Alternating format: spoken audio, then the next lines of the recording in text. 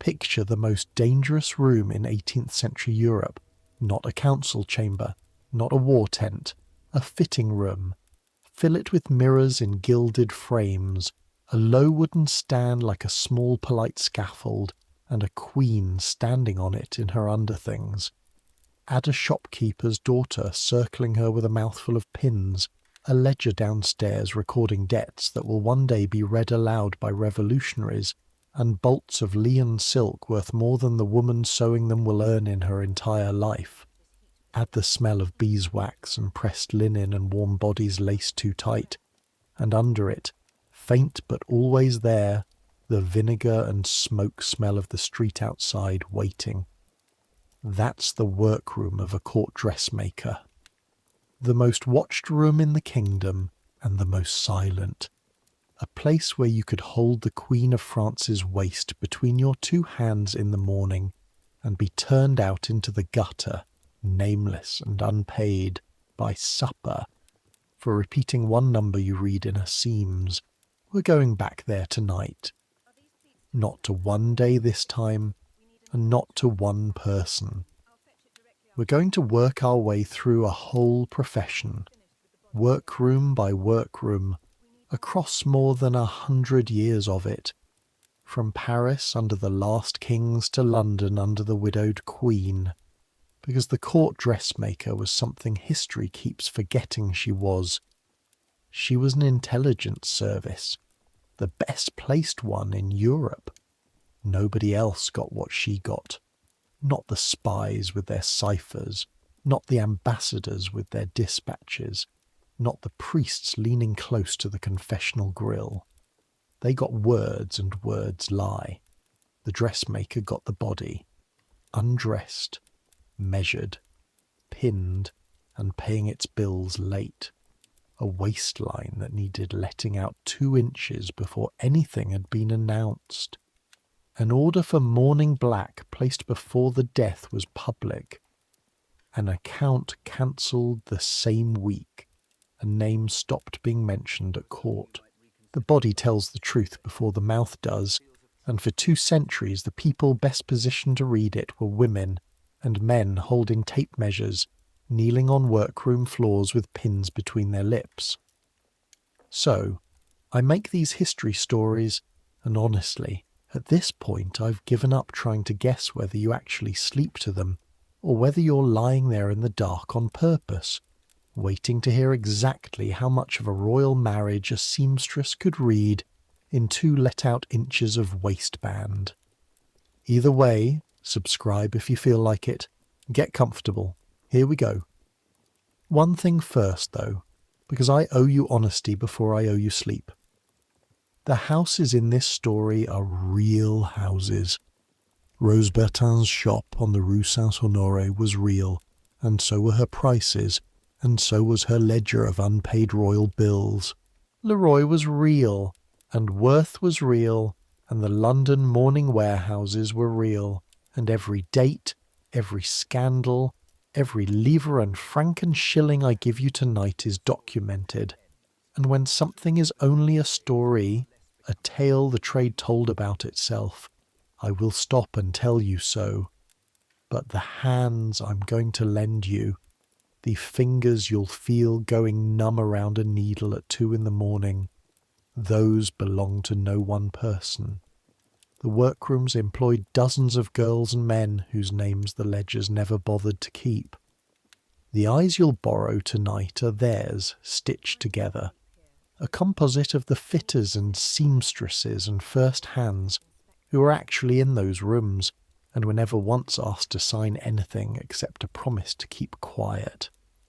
The rooms are real, the clients are real, the silence was real, the hands are everyone's. And the trade had one rule, older than any of the houses, and you're going to hear it more than once tonight, because every premiere in every workroom in every capital said some version of it to every new girl on her first day.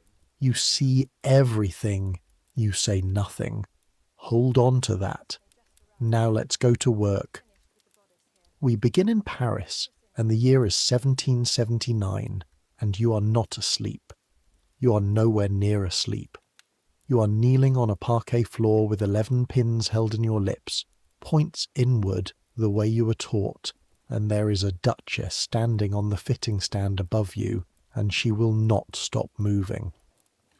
Every time she turns to admire herself in the tall mirror, the hem you are pinning swings 6 inches and you have to start the interval again. Your knees have been on this floor for most of an hour. The parquet is the good kind, waxed every morning by the youngest girl, and the wax smell rises into your face along with the duchess's powder, violet and iris root, a dry sweetness that coats the back of your throat. And under that, because it is July and she has been dancing all season, the warm animal smell of a body laced into whalebone. You breathe through your mouth carefully around the pins. You cannot speak with pins in your lips. That's the point of carrying them there. Pins in, mouth shut. The Duchess is talking anyway because clients always talk, because being fitted is boring and you are furniture. She's talking to her friend who lounges on the little sofa by the window eating candied cherries, and she's saying something about the Queen, about what the Queen wore to the opera ball, about what the Queen allegedly said to the Comtesse de Polignac, about money, about the King, about things that, if you repeated them in the wrong wine shop tonight, could get a pamphlet printed by Friday. You pin the hem. You do not look up. Your face is the face you were taught to wear in this room, pleasant, blind, deaf and busy. This is the house at the sign of the Grand Mogul on the Rue Saint-Honoré, the most famous shop street in Paris, maybe in the world. And when I say famous, I need you to understand what that means in 1779. This is not a nice row of boutiques. This is the loudest, richest, most crowded artery in a city of over 600,000 people. Carriages jammed axle to axle, sedan chairs shoving between them, footmen in liveries shouting, hawkers selling ribbons and lemonade, and yesterday's scandal sheets at the top of their lungs, mud the colour of tobacco spit and the smell of it everywhere, horse dung and charcoal smoke and perfume from the open shop doors, all of it churning together in the July heat. Fashion is one of the biggest industries this city has. Silk alone keeps tens of thousands of workers fed in lion, and Paris is where the silk comes to be turned into power. And the Grand Mogul is where the power gets fitted. The shop below you is a theatre. That's not a figure of speech. It is staged like one. Tall glass windows onto the street, which is still a new and expensive thing. Counters of polished wood. Shop girls chosen partly for their needlework and partly for their faces, because the mistress of this house understands, decades before anyone writes it down as a rule of commerce, that people buy from beauty. Ribbons in more colours than you knew existed before you came here. You counted once out of boredom and stopped somewhere past 80. Gauze, blonde lace, taffeta, satins from Lyon, feathers from God knows where, a single finished court gown, a grand habit with the wide hoops and the train, can run past 5,000 livres once the trimmings go on. 6,000 for something spectacular. You make about 1 livre a day, a little more in a good week, with the overtime the great orders bring. Do that arithmetic the way you've done it 100 times, kneeling on this floor. The dress on the stand above you, just the one dress, is 15 years of your wages. The lace on its sleeves alone, a hand's width of it, made by women going blind in Alençon, is a year of you. You are 22 years old. You came to Paris at 14 from a village near Amiens, where your mother sold thread, and you have exactly 2 dresses of your own, and one of them is for Sundays. Nobody in this room has ever asked your name. The Duchess calls you girl. The premier and the first hand, the terrifying woman who runs this workroom like a ship's captain, calls you by your surname, which is the highest form of affection she has. The mistress of the house calls you nothing at all because the mistress of the house speaks to duchesses and queens and to almost no one else. But you know everything about them. That's the trade nobody names. You know the duchess's true waist measurement, which is 4 inches more than she claims. You know she's 3/4 behind on her account. You know her husband's estate is mortgaged, because women whose money is safe do not argue about the price of ribbon the way she argued last month, down in the shop in front of everyone.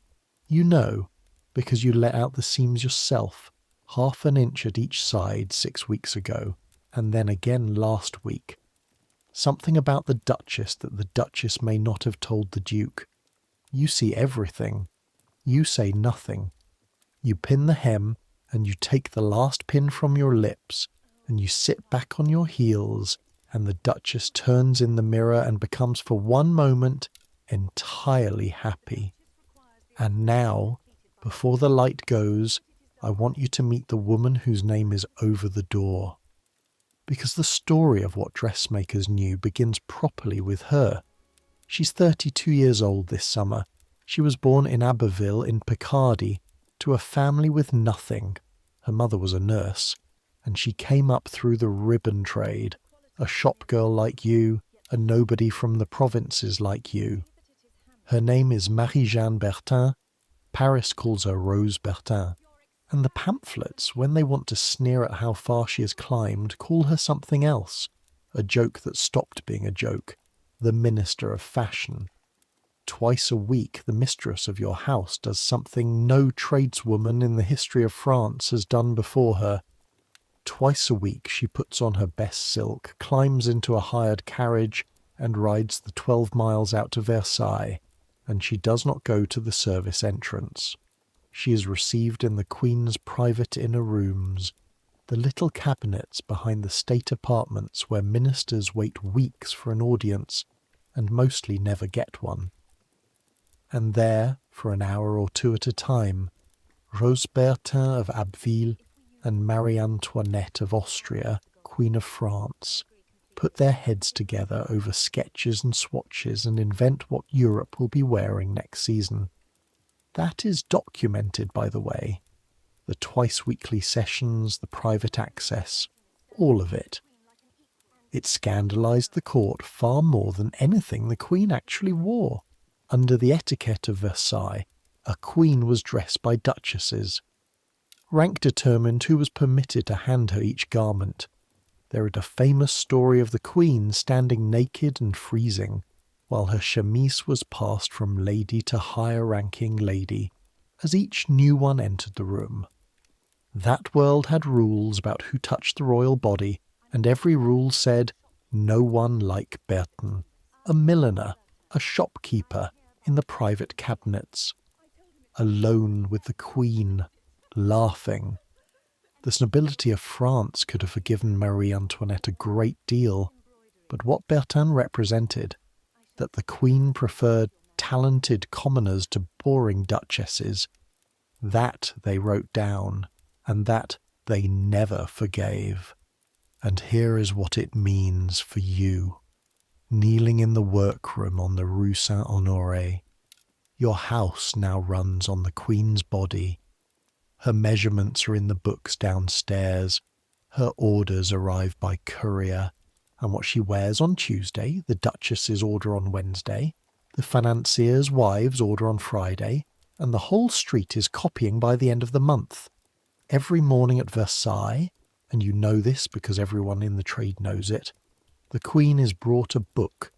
It's called the Gazette des Atours, her wardrobe gazette, and it is exactly what it sounds like. A ledger with little square swatches of fabric pinned to the pages, one swatch for each gown currently in the royal wardrobe. The Queen takes a pin and pricks the swatches of the dresses she wants that day. One for morning, one for afternoon, one for evening. And the book goes back to the wardrobe women, and the dresses come out. Some of those swatch books survive to this day in the National Archives, with the pinholes still in them. The Queen of France chose her armour every morning with the point of a pin. the same way you hold your work together all day. It is, if you think about it, the only tool she and you have in common. The workroom keeps its own books too. That's the part nobody outside the trade thinks about. Downstairs, in the back office that smells of ink and tallow, there are ledgers with the body of every client in the house written down in inches and lines. Bust, waist, back length, the fall of the shoulder, which hip sits higher, which arm is thicker. A dress like the ones you build cannot be made without the truth. A client may lie to her husband, her confessor, and her own mirror, but she cannot lie to the tape measure, and the tape measure writes it all down, and the books keep it. Year after year. Every change, every let-out seam, every taken-in dart, dated like a physician's chart. You have thought more than once, threading a needle at midnight, that if those books ever fell into the wrong hands, they would be worth more than the silk in the storeroom. Remember the books. We'll come back to the books. The prices are their own scandal, and the mistress sets them on purpose. Bertin charges what no dressmaker has ever charged, and when a provincial customer gasps at being asked a fortune for a hat with, as the woman points out, only a few ells of ribbon on it, the trade repeats the answer Bertin is supposed to have given, that the customer is not paying for the ribbon, she is paying for the genius. Now, I'll be straight with you. That line comes down to us as a story the era told about her, quoted in the gossip of the time, and stories that perfect are usually polished in the retelling. But her actual recorded prices need no polish. 20 leaves would feed a labouring family for weeks. Bertin's bills ran to hundreds for a headdress, thousands for a gown. A master craftsman might see 500 livres in a year. The Queen's wardrobe allowance, fixed, official, written into the royal household budget, is 120,000 livres a year, and she overspends it every year. Some years she nearly doubles it. The accounts for the middle of the 1780s run past 250,000 livres, and the deficit has to be quietly made up from the royal treasury, and the treasury is already sinking under a debt swollen by the American War, and none of this stays secret because nothing at Versailles stays secret. The pamphlets get the numbers, or numbers like them, and the numbers become a story, and the story becomes a name. They will call her Madame Deficit. Not for a lover, not for a plot, for the bills, for your bills. That's the vertigo of it when you let yourself think about it, which you try not to. The feathers you sewed on Tuesday are in a pamphlet by Sunday as proof the Queen of France is bleeding the kingdom white. 100 girls in workrooms like yours are the engine of the most dangerous political story in Europe, and not one of you has ever seen Versailles except as a glow on the horizon when the fireworks go up. The trade has one more instrument, and this one you have handled yourself. In the storeroom, wrapped in tissue, there are dolls. Fashion dolls. The trade calls them Pandoras. Jointed figures dressed in perfect miniature. Tiny stays boned with slivers of whalebone. Little gowns cut from the season's silks. Hats the size of your palm. Every seam a true seam. Every trimming real. You have ruined your eyes on doll-sized buttonholes more nights than you can count. And the dolls travel. They're packed into crates and sent out along the post roads to London, to Vienna, to St. Petersburg, so that dressmakers and duchesses at the far courts of Europe can see exactly what Paris has decided, stitch by stitch. This is a documented trade and an old one, and it is so valuable that the trade swears even armies let it through. The story goes that in wartime the fashion dolls were granted safe passage across enemy lines, while everything else was stopped and searched. That last part, I should say, is the trade's own legend about itself, told for a century. The crates and the shipping routes, though, are real as freight. Think about what that means for 1 second, and then keep it somewhere warm because it is going to matter later. Your house runs a private courier network to every capital in Europe. It moves ahead of newspapers.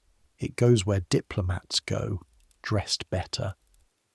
A Pandora doll arriving in St. Petersburg carries, in her 4-inch waist, information. What Paris loves this season, what Paris can afford, what the Queen of France is spending.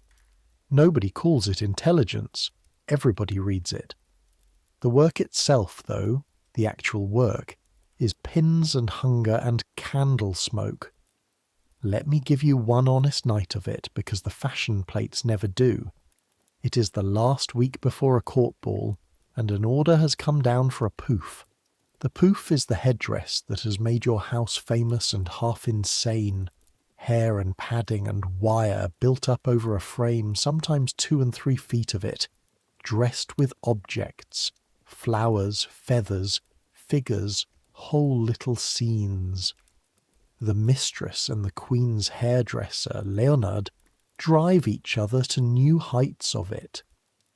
The year before you came, when a French frigate called the Belle Poule fought a famous action against the English, ladies wore the battle on their heads, a full-rigged miniature ship riding waves of rolled hair. That one is documented to the point of legend. It was the sensation of 1778. Tonight's commission is nothing so grand, only flowers and gauze and 3 ostrich plumes, but it is wanted by Thursday, and so the workroom does what the workroom always does. It stays. 10 o'clock, and the shutters are long closed, and the big table is ringed with candlesticks, and 11 of you are still bent over the work. Your part is wiring silk flowers, and the fine wire bites the same groove in the same finger it always bites, and the burn scar on your wrist from last winter's pressing iron aches the way it does when you're tired. The room smells of tallow and singed wick, and the fish glue the flower maker uses, and someone's stomach is growling, audibly, rhythmically, because supper was bread and the heel of a brie at 6.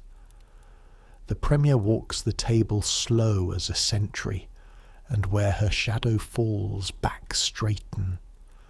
Around midnight, the youngest girl, the one who waxes the floors, falls asleep sitting up with her needle still in her hand, and the Premier looks at her for a long moment. Then she takes the needle out of the child's fingers, so she won't stab herself, and lets her sleep. That's the trade too. Nobody outside will ever believe how much of the trade that is. The Premier's been in the trade 30 years, and she was here 5 years ago, in May of 1774, the week the old king died. Smallpox took Louis XV in a fortnight, and the moment the breath left him, by the iron custom of courts, every soul with any claim to rank had to be in mourning. And she will still, if the workroom is quiet and the mood takes her. Describe what that fortnight did to this street. Every dressmaker, mercer, and dyer in Paris turned black overnight.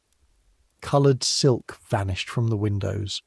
The dye houses by the river ran their vats around the clock, and the smell of the black dye, iron and oak gall, a bitter graveyard smell, hung over the whole quarter, and girls sewed black on black by candlelight until their eyes gave out, because black thread on black cloth at midnight is the cruellest work there is.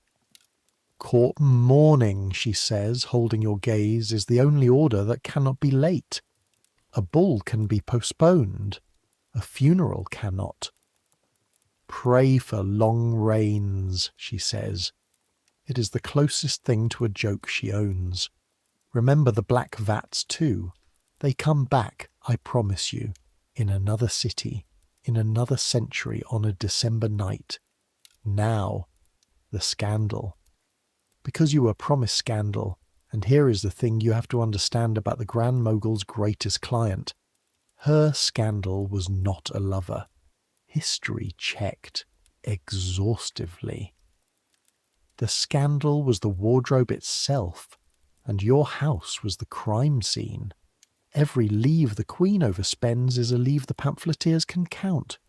And in the 1780s, France is a kingdom that has borrowed itself half to death funding the American War, where bread eats up most of a labourer's wage in a bad year, and the sight of one woman, a foreign woman, an Austrian, pricking her pin into swatch after swatch while the treasury groans becomes the most efficient piece of political ammunition in Europe.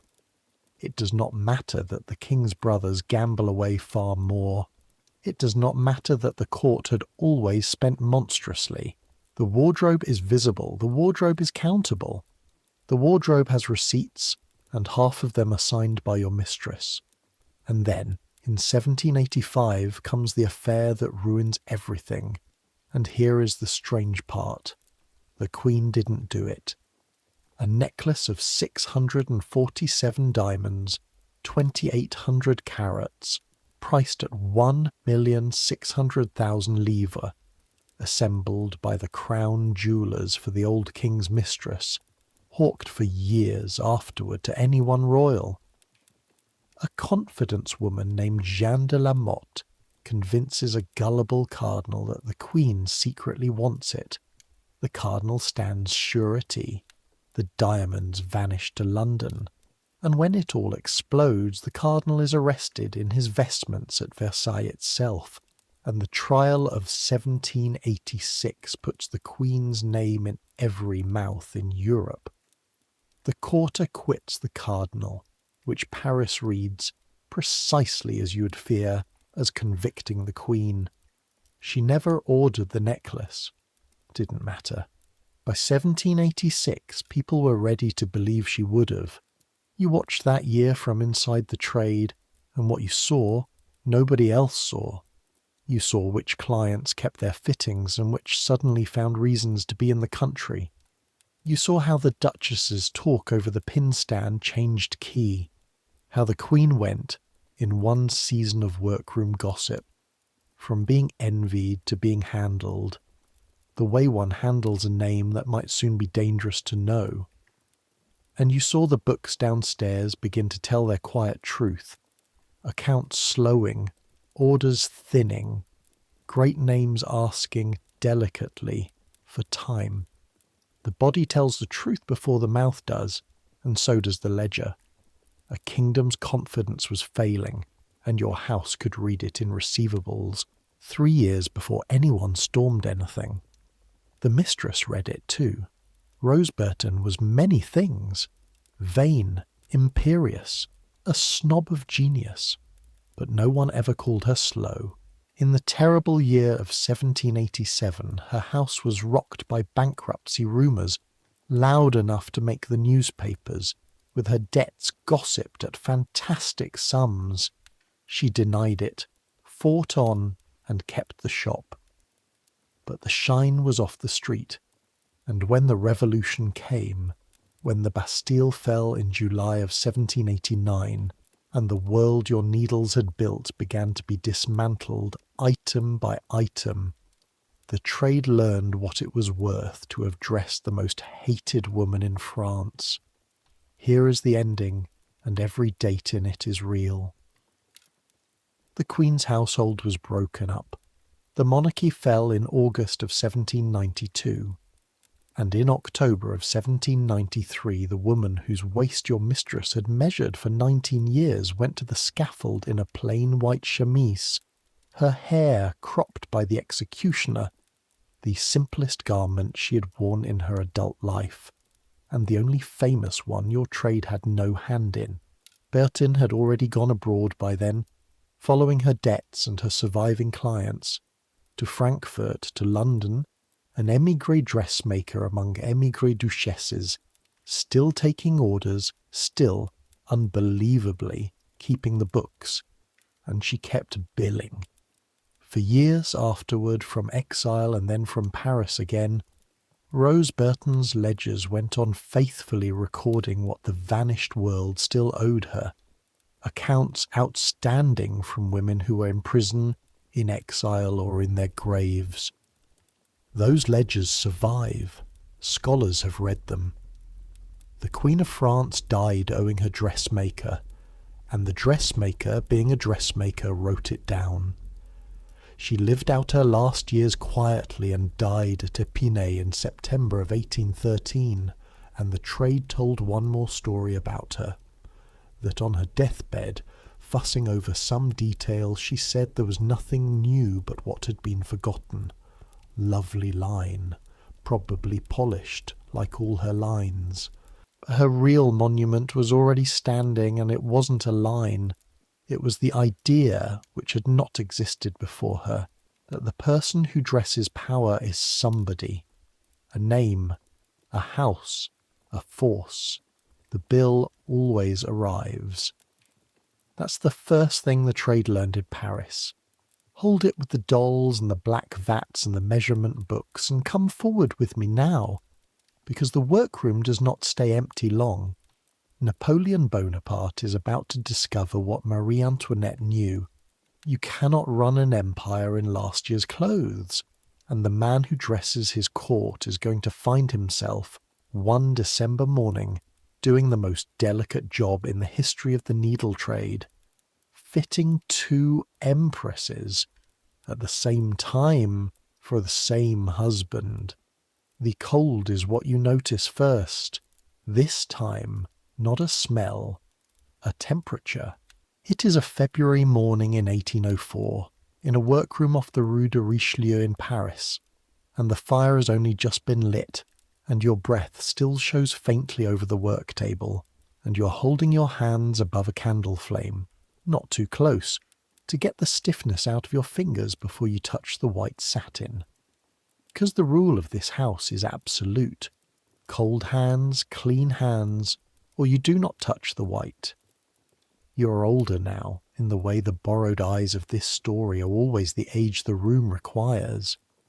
You lived through the years nobody in the trade talks about, the years when there was no trade, when to sew fine things was to advertise the wrong sympathies, when the great houses of the Rue Saint-Honoré stood shuttered, when half the girls you trained with went into shirt-making or worse, and the guillotine in the public squares consumed, among everything else it consumed, most of your client book.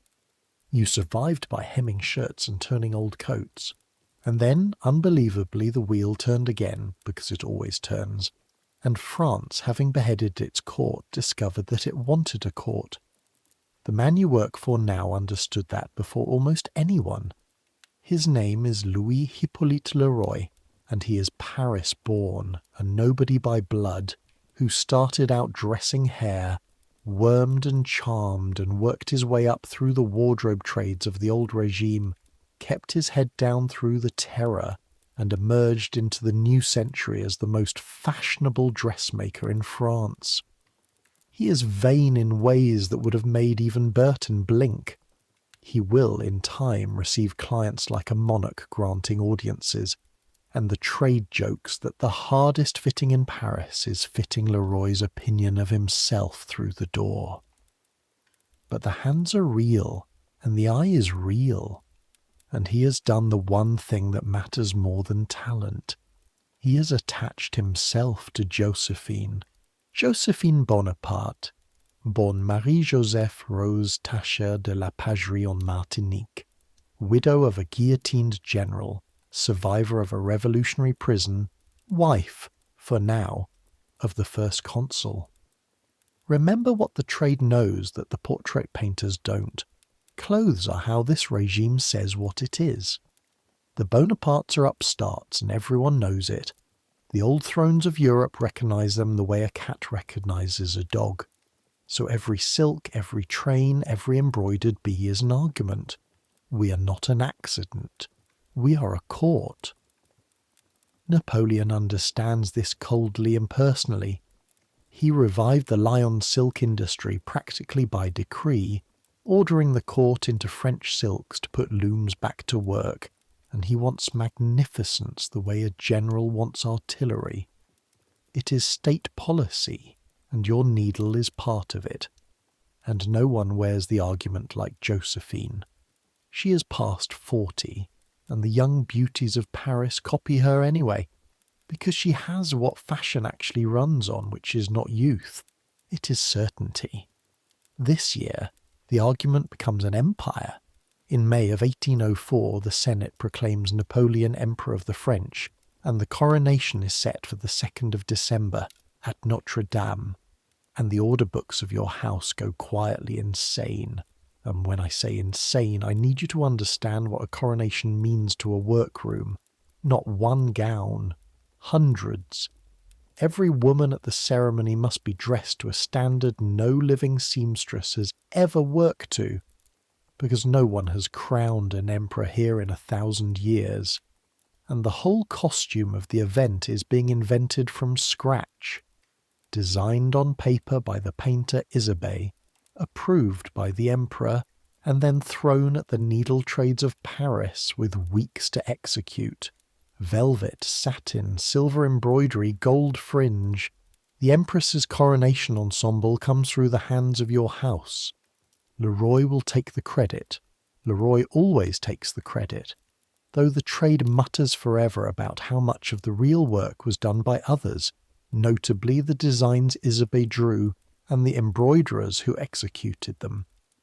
White satin sewn with golden bees, and a court mantle of crimson velvet lined in ermine, so heavy with metal thread that the question of whether one woman can actually walk in it is a serious engineering discussion held by serious men. You're part of it. The part your hands remember is the white satin in a cold workroom in the last weeks of November. 15 girls on one garment. Sleeves basted and recut 3 times because the emperor has opinions and the emperor is to be obeyed. Fingers chapped from the cold cracking against the thread. The embroidery frames stretched like drumheads. The little rasp of gold pearl being couched down. Thousands of times. The same tiny sound hour after hour like a metal insect. Girls sleeping in the workroom the last 3 nights. 2 to a mattress dragged in from somewhere. The white must not be smudged. You eat your bread standing away from the table and wipe your hands raw before you sit back down. On the 2nd of December in Notre Dame, Napoleon crowns himself, and then crowns Joséphine kneeling before him, and the painter David freezes the moment forever, and in that vast canvas, which the whole world knows, what you actually see, if you look with workroom eyes, is textile. Acres of it. The picture is a group portrait of your trade and nobody in it sewed a stitch. That is the micro-humiliation and the secret pride of your whole profession in one image, and you'd best get used to it. The empire is wearing you. It will never once say your name. And then comes the decade of the great accounts. Listen to the numbers because they are documented and they are absurd.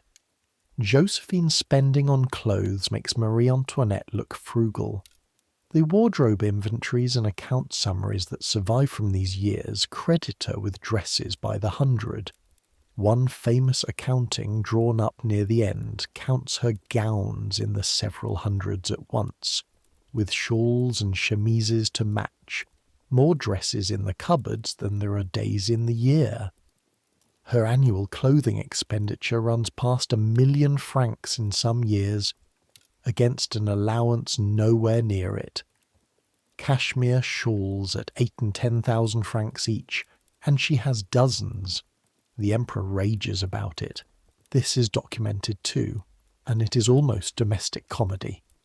The master of Europe, redrawing the map from Madrid to Moscow, reduced to shouting about dressmakers' bills, and the trade's own law adds that he simply took to paying suppliers a fraction of what they invoiced, on the theory that everyone padded the bill, which meant, of course, that everyone padded the bill.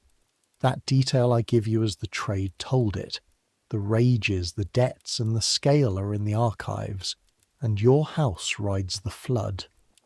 Leroy at his height dresses not just the Empress, but the Emperor's sisters, the Marshals' wives, and, this is the part to keep, clients at foreign courts, crowned heads across Europe, orders travelling out along the same roads the Pandora dolls once travelled, because Paris fashion has annexed the continent more thoroughly than the Grande Armée ever will. In the workroom there is a new discipline to match the scale. For every great client there is now a pattern, a tool, a body of plain cloth cut and fitted and kept, a ghost of the client herself, hung or boxed with her name on it, so that a gown can be built to her body without her body being present. A cupboard of headless linen empresses. You have handled Josephine's. You could dress her in her absence. Hold that thought. Because in December of 1809, absence is exactly what your house is going to be asked to dress. The workroom knew before Paris knew.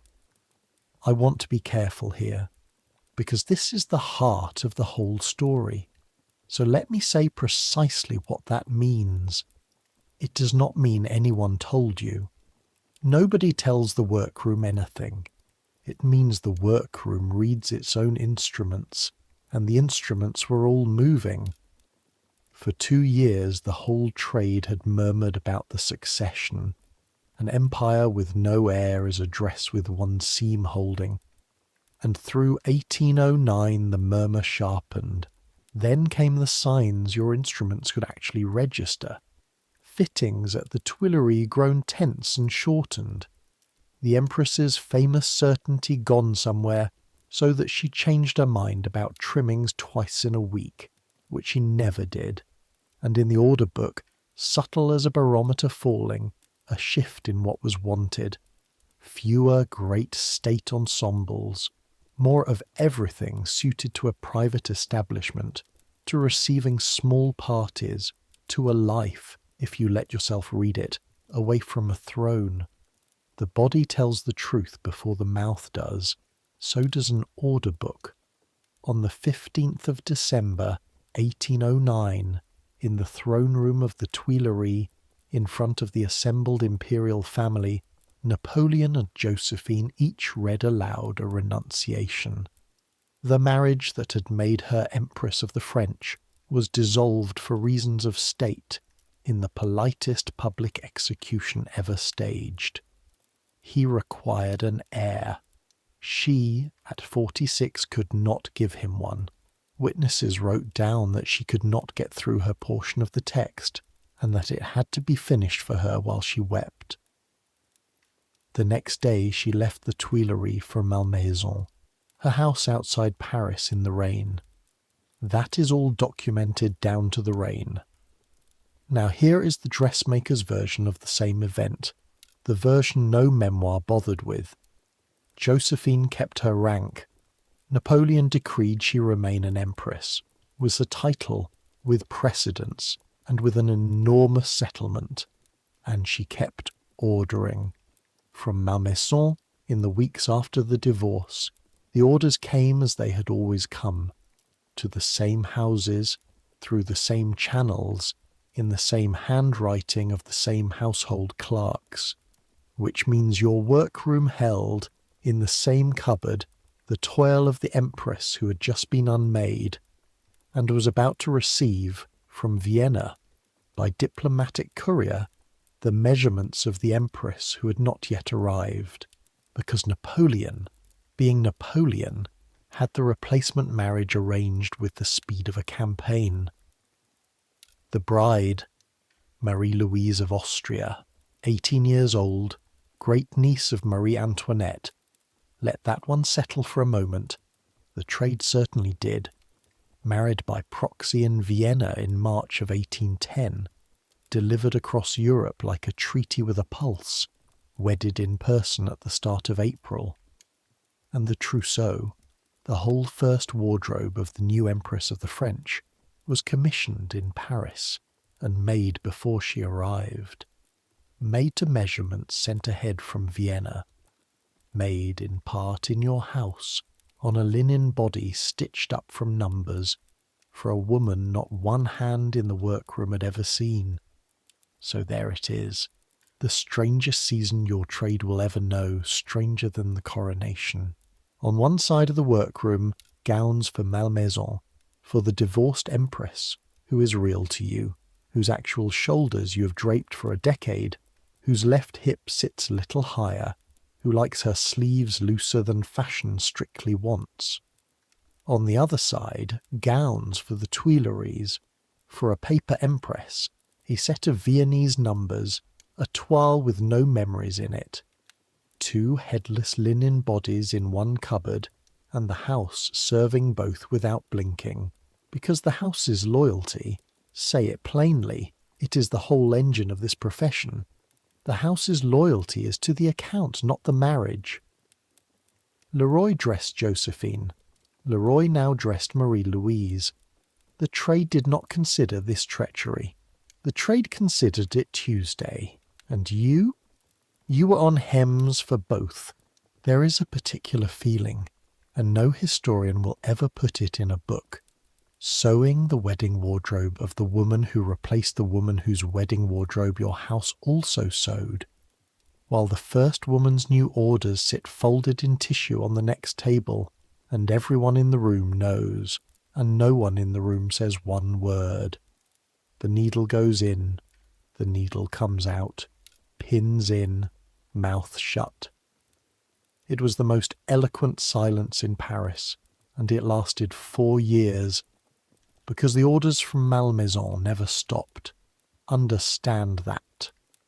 Through 1810, through the birth of the King of Rome in 1811, the heir, the whole point, the child that ended her, through the catastrophe in Russia in 1812, Joséphine at Malmaison went on being, by expenditure, one of the great fashion clients of Europe. She dressed magnificently for her roses, her swans, her small court of the faithful, her debts, especially her debts. The accounts kept growing, gorgeous and unpayable. Bertin could have warned her. Bertin could have warned everyone. And the house kept filling the orders, because the bill always arrives. But in this trade it arrives later, and later is another season, and another season is another order. Then the wheel turned again, the way it always turns, and this time it took everything at once. In the spring of 1814 the Allied armies were in France. Paris fell at the end of March. On the 6th of April at Fontainebleau, Napoleon abdicated. Marie-Louise did not follow him to Elba. She went home to Austria with her son, and out of your order book, an account closed not by disgrace but by history itself. And in May, the conquerors came calling at Malmaison. The Tsar of Russia, Alexander himself, visited Joséphine among her roses, the victors of Europe paying court to Bonaparte's first wife, which tells you everything about what she still was. She entertained them in the last days of May, in the open air, in the light gowns she'd made famous. She caught a chill, it went to her chest, and on the 29th of May, 1814, at Malmaison, Joséphine died at 50. The trade told it afterward that it was the dress that killed her, that she would not receive an emperor in anything warm and dowdy, and paid for the neckline with her life. That is the trade's version, and I flag it as such.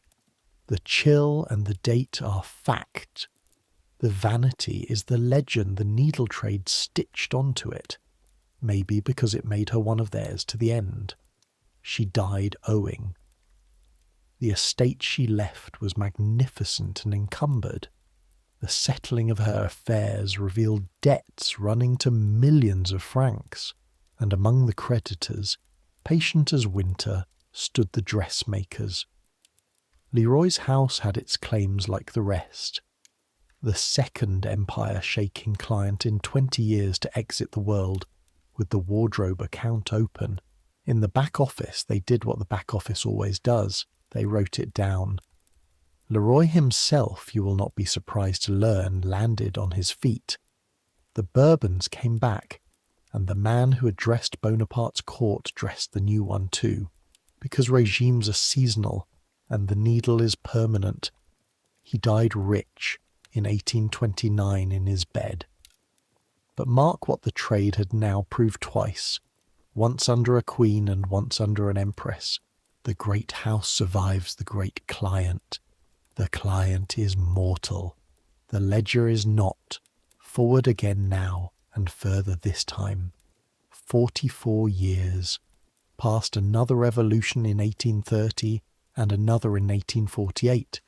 The trade barely looks up anymore. Black sells, then colour comes back, the wheel turns, until France, on its third try at monarchy since you knelt on Bertin's parquet, has a second empire and a second Bonaparte on the throne, and an empress who will outdress them all.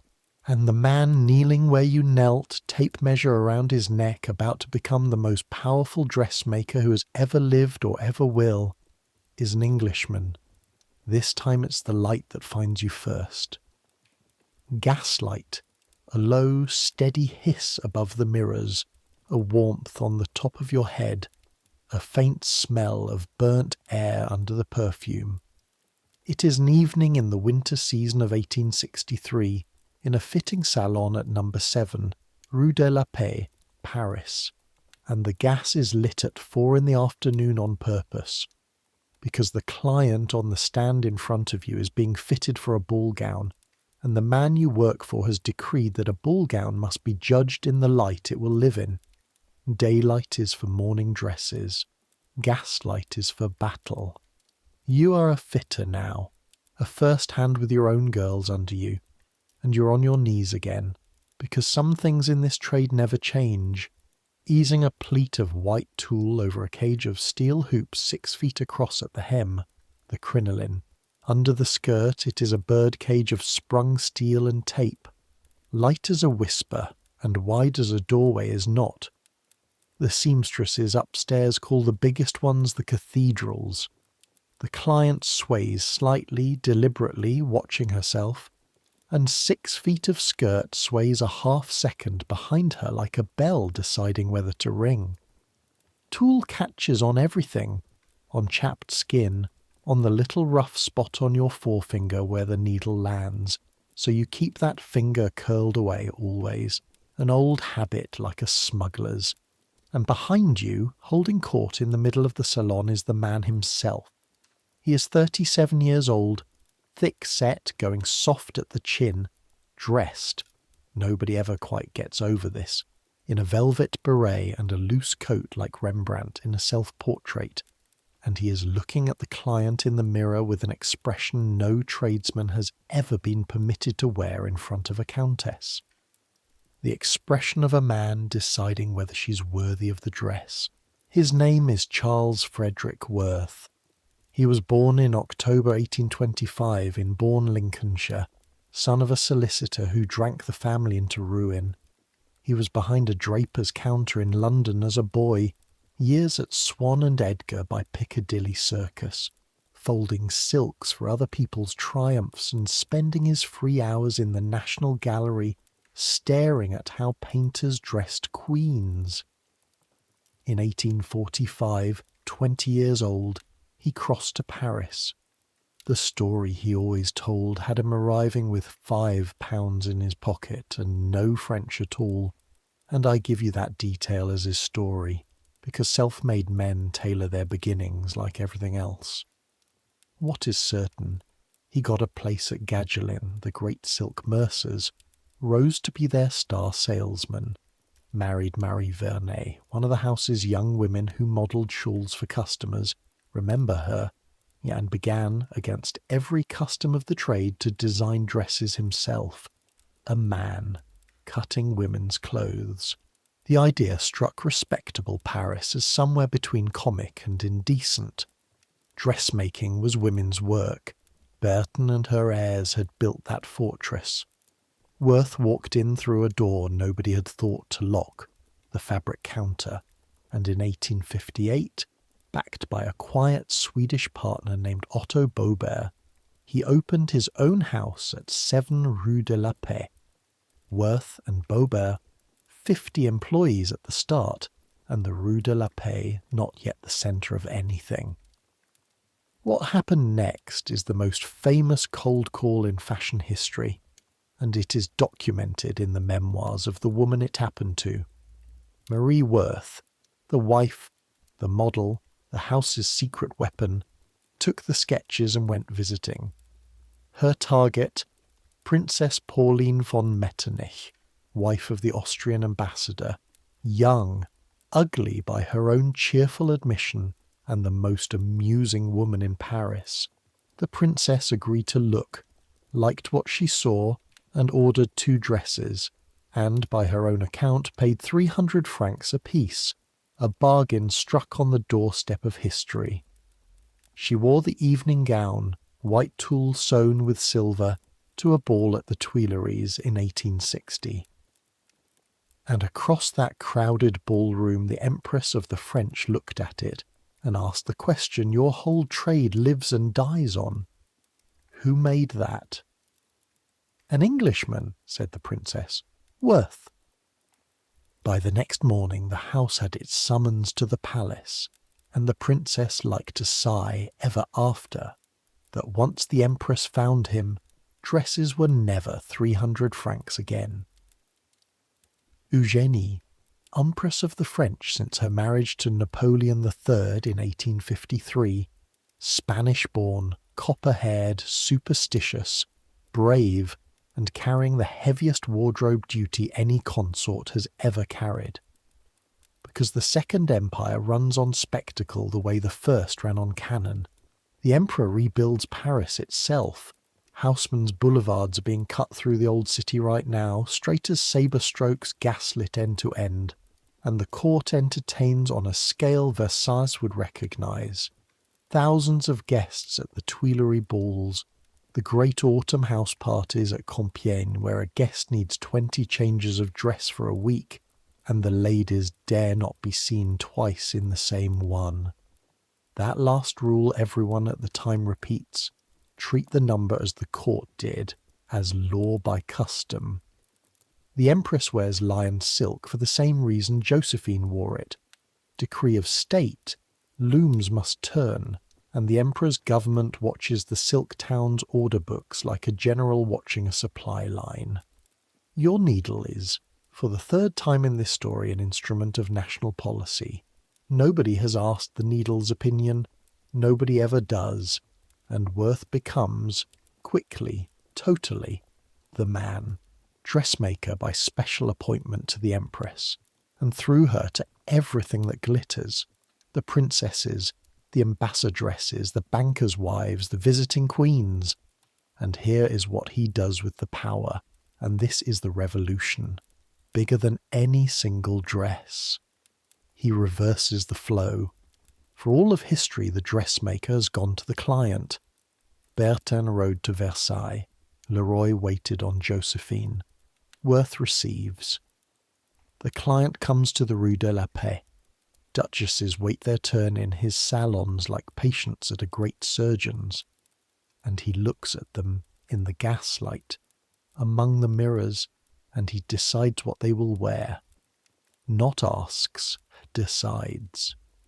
He drapes a client in what suits her and declines to argue.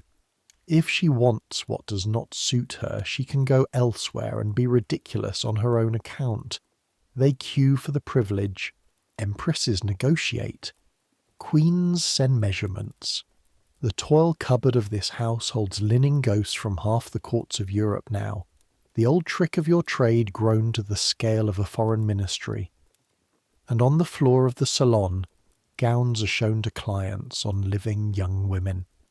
The house calls them sauces, doubles, walking, turning, alive, a thing no one has done before and every fashion house on earth will do forever after.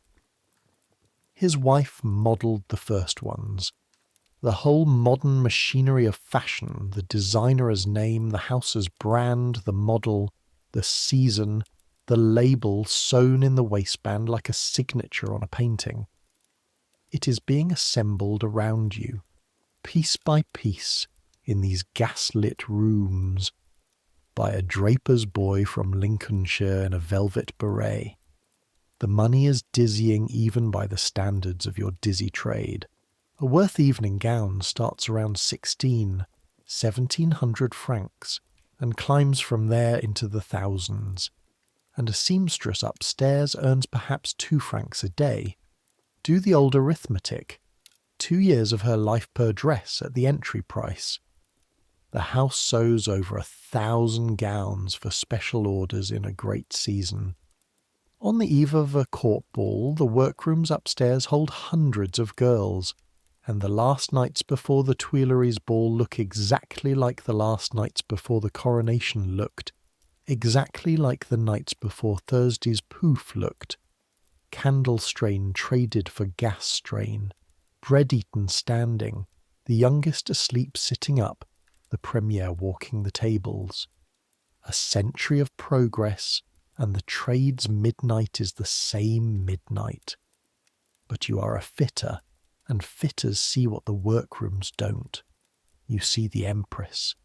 She comes incognita sometimes, or the house goes to her, and either way it is your hands at her waist with the tape, your pins at her hem, and so you know what the crowds on the boulevard cheering the imperial carriage do not know. You know her body's history the way the books downstairs know everyone's. The changes after the Prince Imperial was born in 1856, written in the seams like everything is written in the seams. You know she is brave about fittings the way soldiers are brave about surgeons, standing rock still elsewhere behind the eyes. And you know, because the fitter always knows first, when the orders begin to say what the newspapers have not yet said.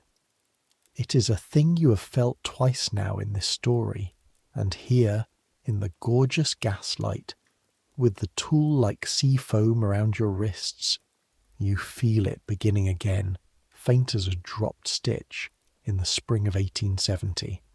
The house is full, the order book is fat, and the smell under the perfume, if you have the nose for it, and by now you have the nose for it, is powder. The other kind, it comes fast when it comes. On the 19th of July 1870, France declares war on Prussia over a quarrel about a Spanish throne and a doctored telegram, and Paris cheers itself hoarse, and the boulevards fill with crowds chanting for Berlin. The house barely pauses. Wars, the traders learned across this whole long story, are usually good for at least one season of uniforms and farewell balls. 6 weeks. That's what it takes.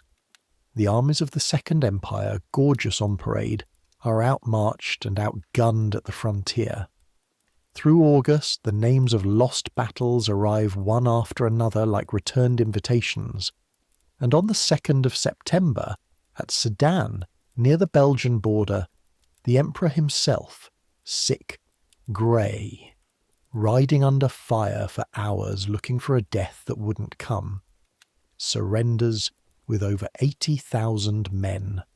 Napoleon III, client of your house by marriage, prisoner of the King of Prussia.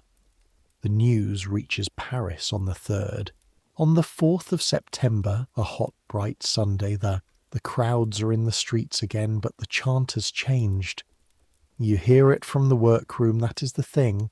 This is how the fitter meets history, not on the boulevard, but above it, at the window of the 3rd floor workroom with a half-basted bodice still in your hands, hearing a sound come up the Rue de la Paix that you've never heard before. The sound of a very large number of people who have stopped being afraid of the government.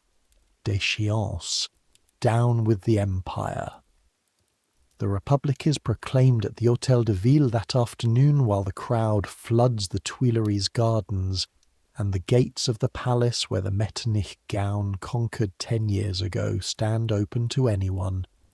And the Empress, and every step of this is documented minute by minute because the participants wrote it down. The Empress is running. She held the regency while her husband was at the front.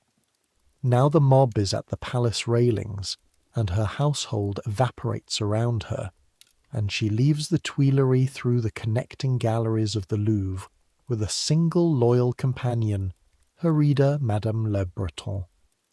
2 women in plain dark dresses, out a side door by the ancient church of Saint-Germain-l'Auxerrois, into a cab. Think about what her flight is, in the terms of this story.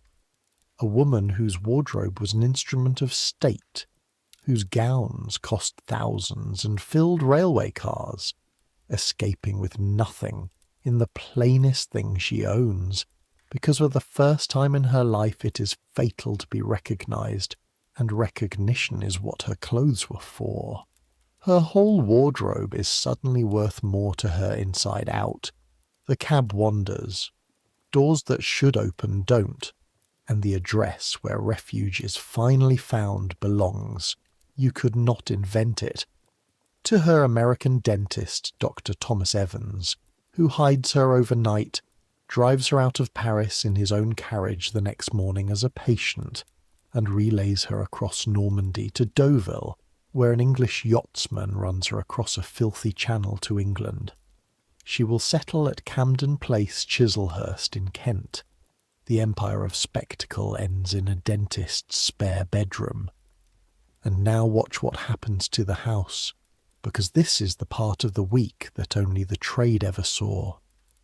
The clientele of Worth and Boberg, the court itself, the 2,000 guests of the Tuileries, the diplomatic set, the whole gaslit garden, vanishes in a week. Not a metaphor. Between the 4th of September and the middle of the month, the embassies pack, the great houses shutter. Everyone who ornamented the empire is on a train or pretending never to have ornamented it. Upstairs the racks stand full of finished and half-finished gowns, ball dresses for balls that no longer exist, ordered by women who no longer live at their addresses, in a city that within the fortnight will be surrounded by the Prussian army. Nobody comes for them. Nobody pays for them. The fitting books are a directory of ghosts. The linen toils in the cupboard are ghosts, and in the back office the clerks, heirs of Bertin's clerks, write it all down in the only prayer book the trade has ever trusted. The bill always arrives, but it arrives at an empty house, and the trade knows from 2 regimes back exactly what that means, and how long the waiting can last, and writes it down anyway. By the 19th of September, Paris is encircled. The siege will run into the winter, no post but balloons, cats becoming meat, the elephants of the zoo becoming a famous menu, gas failing, shells falling. And the House of Worth does the thing that, more than any gown, tells you what these workrooms actually were.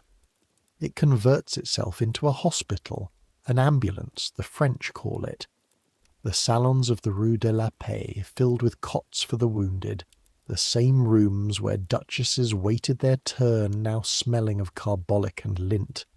The house that dressed the Empire nurses the Republic's casualties through the starving winter. That is documented, and I'd tell you even if it weren't the kind of detail a storyteller dreams of. The fitting mirrors of the vainest room in Europe reflecting bandages. Worth himself comes through it, of course. You knew that from the shape of this whole story by now. The trade survives the client. When the siege lifts and the further horror of the Commune burns itself out in the spring of 1871, the Tuileries Palace itself goes up in flames that may, the actual ballroom of the Metternich gown gone to ashen skies, the house reopens. The Boberg has had enough. The quiet Swede takes his money and retires, and the label becomes simply Worth. and the clients come back, different clients, fewer courts now, more bankers' wives, and a new gold rush of Americans, Vanderbilts and Astors crossing the Atlantic to be looked at in the gaslight and decided upon. The crinoline dies with the empire, the bustle arrives. The house grows greater without its court than it ever was with one, and when Charles Frederick Worth dies in March of 1895, his sons inherit the first true fashion house in the world, and every designer who has ever put a name on a label since is standing in that Lincolnshire draper's shadow. But the workroom remembers what the label forgets. The week the empire fell, your instruments told the truth before any newspaper could set type. History announced itself to you as unpaid silk on a rack, and the Empress in Chislehurst, 60 gowns to her name where 600 had been, she remained, the house's people said, a client, and the house remained, in the way of the trade, discreet. She outlived her husband, who died at Camden Place in 1873, outlived her son, killed carrying a British Army rifle in Zululand in 1879, outlived the century, outlived at 94 in 1920, everyone in this chapter and nearly everyone in this story. The last fitting the trade ever gave the Second Empire was mourning, which brings us, and you'll forgive me, because to follow the black we must double back, across the channel and 9 years upstream. Because while Worth's Paris was blazing toward its cliff edge in gaslight and tulle, London had already discovered the other great engine of the dressmaking trade. Not splendour, grief, and on a December night in 1861 in the little kingdom of the workrooms, the profoundest mobilization in the history of the needle is about to begin. For a man who has just died at Windsor, and a queen who will wear one colour for the next 40 years. A fist on a door wakes you this time. Not your door, the street door, 3 floors down, and the sound comes up through the boards of the house like something falling upward. It is past 1 in the morning. It is the 15th of December, 1861. It is London, and the knocking does not stop. And by the time you have a shawl over your nightgown and a candle lit, you already know, in the way of your trade, the only 2 things a fist on a dressmaker's door says at 1 in the morning: a birth come early, or a death. You are a forewoman now, mistress of a workroom off Regent Street, 20 girls under you by day, and the boy on the doorstep is from the warehouse, breathless, hatless in the cold, and the fog is the kind London fog that you can taste, sulphur and river and coal, a yellow wool pressed against the candle flame, and the boy says the words that are going to reorganize the entire clothing economy of the largest empire on earth before the week is out. The Prince Consort is dead. Albert. Prince Albert, the Queen's husband, dead at Windsor Castle a few hours ago, late in the evening of Saturday the 14th of December, with the Queen beside him. The doctors have been calling it typhoid fever. 42 years old. Father of 9. The man who built the Great Exhibition. The engine of the whole earnest, striving, machine-proud age. Dead, and every church bell in the kingdom will toll in the morning, and none of that is your department. Your department is what the boy says next, which is that the warehouse wants every forewoman and every hand at their tables by 6, and that the message going out to the dyers tonight, before the newspapers, this is the trade moving ahead of the news again, the way it has moved all through our story. The message to the dye houses is one word: black. Everything black. Now, you have lived your whole working life inside a fact that the rest of history finds strange, so pause with me 1 minute to see it whole, because this chapter is the one where the dressmaker's knowledge stops being about scandal for a moment and becomes about something bigger. which is that grief, in this century, in this country, is an industry. A regulated, measured, priced industry, with rules as strict as any court protocol you've met tonight. Victorian mourning dress is a code of law written in fabric. A widow serves 2 years and more. Deepest black for a year and a day, swathed in crape, that dull, crimped, light-killing silk gauze that shows no shine, because shine is joy. Then slighting stages, second mourning, half mourning, the slow permitted return of grey, of mauve, of white trim, each stage with its wardrobe, each wardrobe bought new, because wearing last grief's clothes is economy, and economy in grief is disrespect.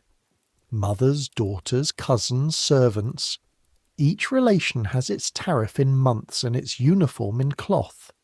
Getting it wrong is not a fashion error, it is a moral one, and the neighbourhood keeps score.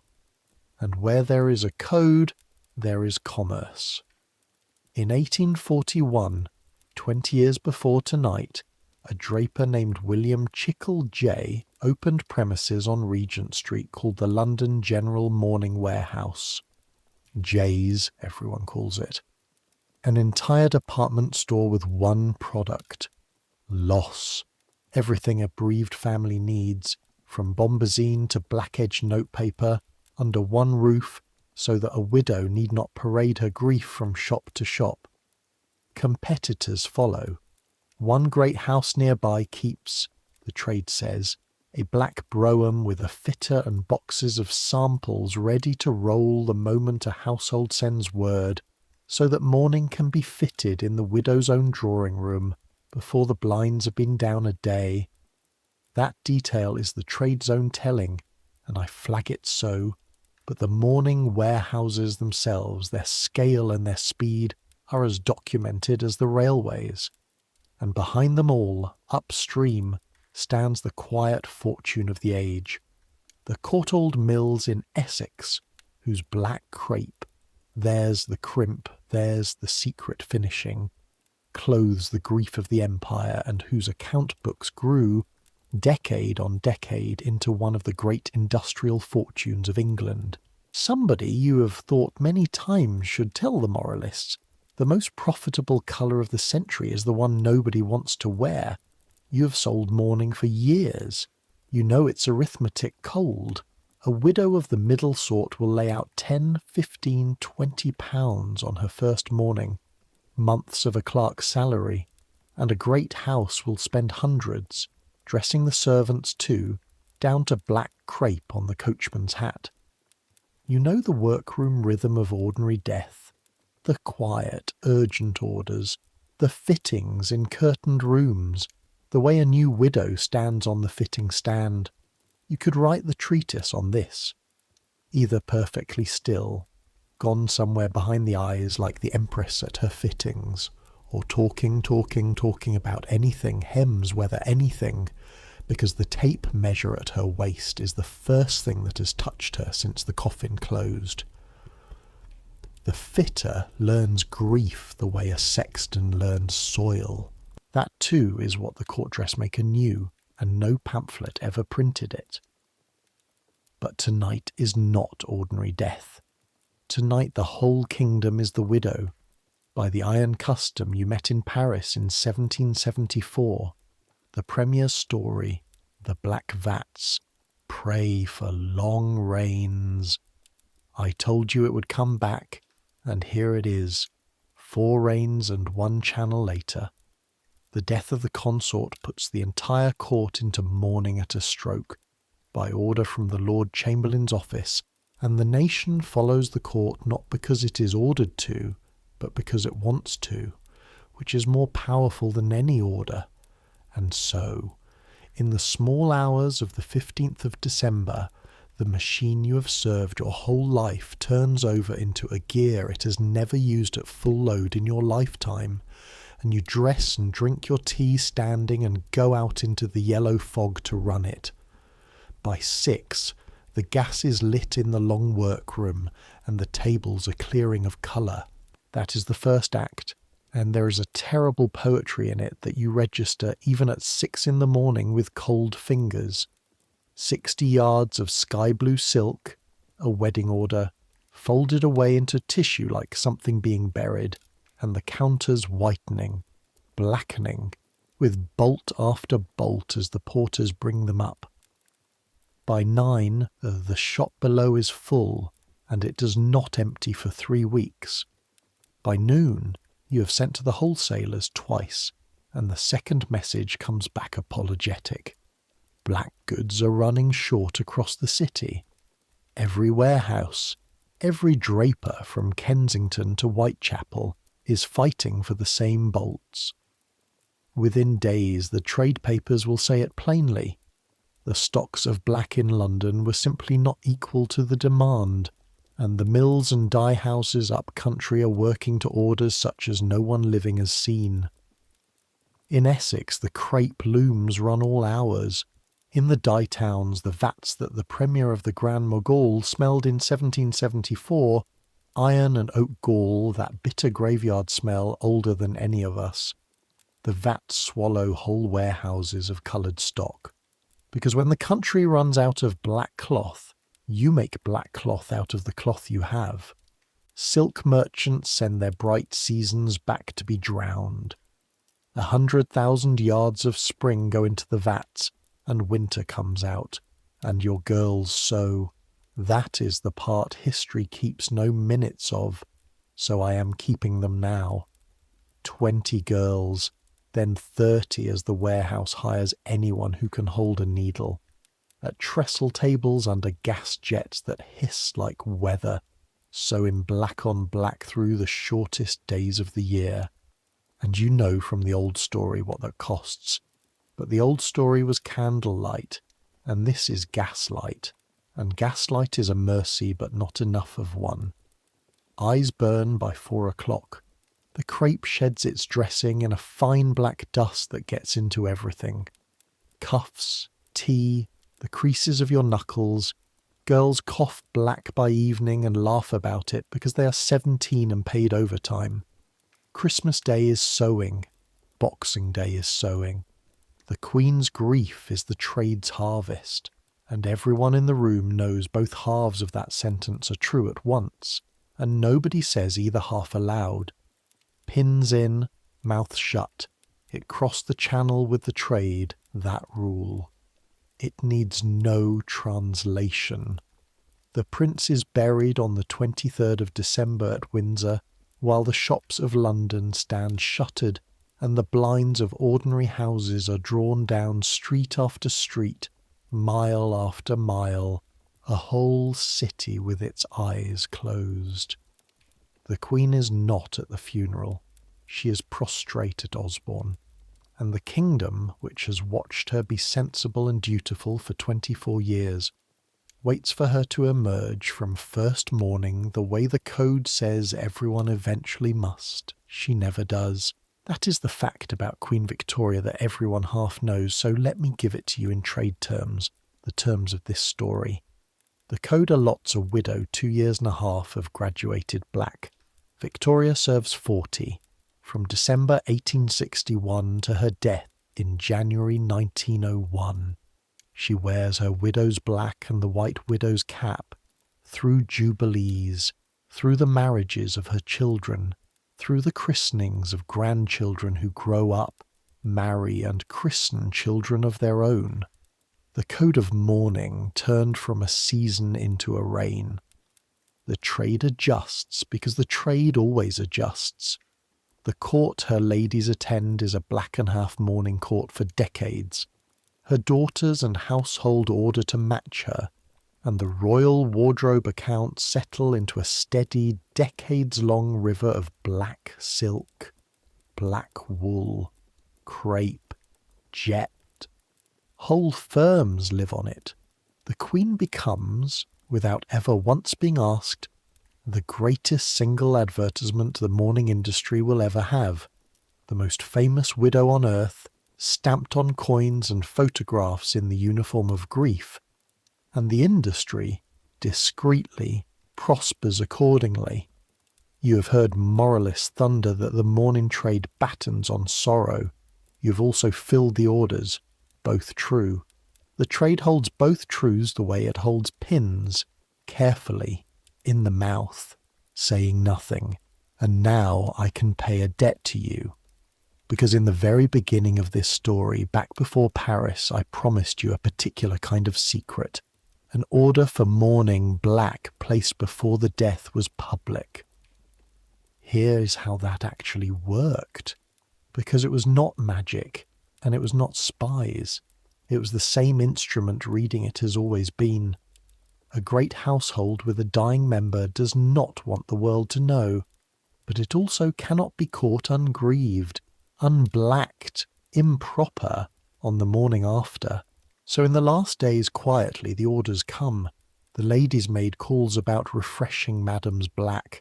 Measurements are confirmed. Crape is reserved. The warehouse that serves great families knows who in London is dying. Knows it days early, sometimes weeks. Knows it from bombazine the way a physician knows it from a pulse. When the court itself was the customer, the same logic ran at a higher voltage. Court mourning orders moved through the Lord Chamberlain's machinery to the trade with a speed that meant the trade was often dressing the grief before the Gazette announced the death. Nobody in the workroom ever once said aloud, "The old lord is going at last." The black said it.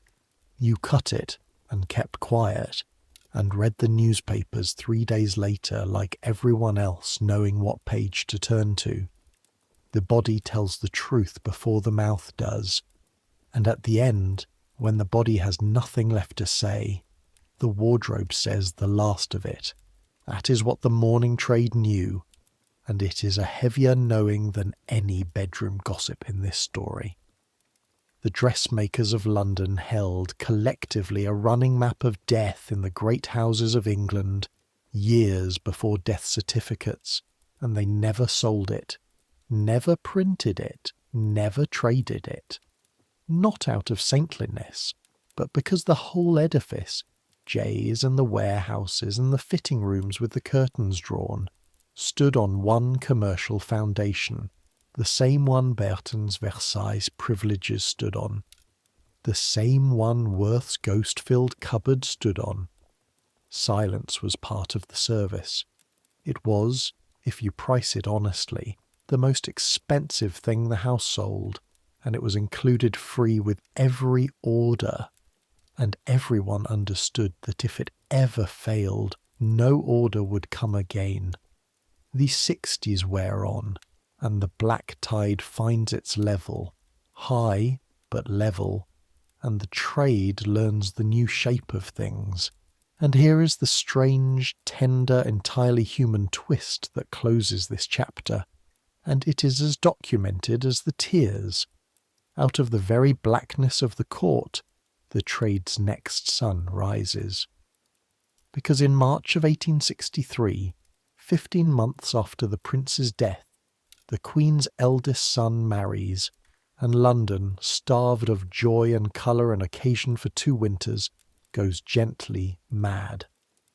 The bride is a Danish princess, 18 years old, arriving up the Thames to streets so jammed that her procession can barely move. The workrooms turn from black to bridal in a fortnight. The warehouse that died 100,000 yards of spring into winter now cannot get white silk and orange blossom fast enough. The Queen attends the wedding at St. George's Chapel in her widow's black, watching from above, from Catherine of Aragon's closet, grief looking down on joy. There is a photograph, one of the saddest and most extraordinary royal images ever made. The bride and groom flanking the seated Queen, while she gazes not at them, but at a marble bust of Albert. Grief and the future in one frame, both of them dressed by the trade. The bride's name is Alexandra. Within a season, every woman in England wants to look like her, stand like her, dress like her, and the houses that will dress her. One of them a draper's firm from a little yachting town on the Isle of Wight that nobody in Paris has ever heard of, are about to write the last great chapter of the court dressmaker's age, the era when what the fitter knew and what the fitter would never, ever say became the most valuable commodity in London. Gulls this time. You hear them before anything, gulls and halyards ringing against masts, a sound like 100 small impatient bells. And there is salt on your lips when you wet them, and wind worrying the tape measure that hangs around your neck. You're standing in the doorway of a draper's shop on the high street of Cowes, on the Isle of Wight, on an August morning in the last quarter of the century, and the little harbour in front of you is white with sails, and the tide of wealth that follows those sails is flowing up the street and into the shops, trailing cigar smoke and certainty. Cowes. If you know it at all, you know it for 1 week a year. The regatta, when the Royal Yacht Squadron races and the Royal Yacht anchors off the roads and society transplants itself entire from London to this small salty town. The Prince of Wales sails here. His mother's holiday house, Osborne, sits just along the shore. The widowed queen in her perpetual black is a neighbour, rarely seen, always felt like weather. And a local draper's firm, Redfern the name over the door. John Redfern, in business here since the 1850s, has noticed something about the ladies who come with the yachts. It is the same thing every revolution in this story has started with. Somebody in the trade looking at what women are actually doing, rather than what they are supposed to be doing. What they are actually doing is moving, climbing in and out of launches, standing on heeled decks in wind that treats a flounced silk dress like a jib in a gale, walking, sailing, playing at the new lawn tennis, riding, living in short, a life their wardrobe was never engineered for. And Redfern's answer, worked out through these years in this shop with its view of the masts, is a garment the trade will call the tailor-made, a woman's suit, cut by tailors in the way men's clothes are cut. Serge and tweed and firm wool, seamed close, built for weather and motion, plain as good rigging, and on the right figure more devastating than lace. It sounds like nothing now. It was a landslide. It is the beginning of the end of woman as upholstery, and it happened not in Paris, but in a yachting town you can walk across in 20 minutes, because that is where the trade could see the future trying to climb out of a rowing boat in flounces. And in 1879 the future gets a face. There is a young woman in the Prince of Wales's set, married, beautiful in the grave Greek way the painters love, famous at a speed no one has ever been famous before, because the new photographic cartes de visite have put her face in every stationer's window in the empire. The public calls her the Jersey Lily. Lily Langtry, born on Jersey, the Dean's daughter, the first of the so-called professional beauties, women whose photographs sold like sheet music, celebrities in the exact modern sense, a thing the world was inventing that decade. She is also, and this was no secret then and is none now, she is that rare figure in our story whose position everyone at the time openly knew, the acknowledged favourite of the Prince of Wales himself. And in 1879 Redfern of Cowes dresses her in something the shop makes of fine knitted jersey cloth, close-fitting as a stocking from shoulder to hip, simple as sea air. The jersey costume. She wears it. The photographs travel. And within the season half the fashionable women in England are in Jersey, and the little firm on Cowes High Street is suddenly the most talked-of dressmaker in the kingdom. That is documented in the fashion press of the day, and the firm's own proud advertising forever after. Follow the firm up briskly, because its ascent measures the age. a London house in Conduit Street, off Bond Street. A Paris house on the Rue de Rivoli, opened in 1881, an English tailor dressmaker planting its flag a short walk from Worth's Rue de la Paix, and Paris, which had annexed the world, discovering that fashion could now flow the other way. New York after that, branch establishments trailing across the resorts of 2 continents, and in 1888 the crown itself. Redfern receives the royal warrant as dressmaker, to the old queen still and forever in her blacks, and to the Princess of Wales, Alexandra, the bride of 1863, now the most copied woman alive. From a shop that smelled of tarred rope and serge to dressmakers by appointment in one working lifetime. You were there for all of it, in the manner of the eyes you're borrowing tonight. You started sweeping threads off a cow's floor, and you will end fitting princesses in Conduit Street, and if that arc sounds familiar, it should. It is Bertin's arc. It is Worth's arc. The trade keeps writing the same biography and giving it to different bodies. Now Alexandra. Because she is the last great client of this story, and the trade's knowledge of her is the gentlest secret in the whole night, so it makes the right door to go out through. What the world sees by the 1880s and 90s is the most graceful public figure in Europe, the swan neck, the tiny waist, the carriage like still water. What the world does is copy her, to a degree that becomes half comic and wholly instructive. She wears high jewelled collars and broad chokers at the throat, dinner after dinner, year after year, and every woman in society wears them too. The choker reigns for a generation. After an illness in 1867, rheumatic fever, a hard winter of it, she's left with a stiff knee and walks ever after with a slight halt. And such is her spell that fashionable women, this is documented and contemporaries marvelled at it themselves, adopt the Alexandra limp, practising a graceful hitch in their step to match her. Even her hesitations are couture. But you are her fitter, and the fitter knows what the copyists don't. The styles are not caprice. The famous collars sit where they sit because they cover a small scar on her neck, a childhood mark she managed all her life. Her dressers knew, her jewellers knew, the trade knew. The high dog collar of pearls is armour disguised as ornament.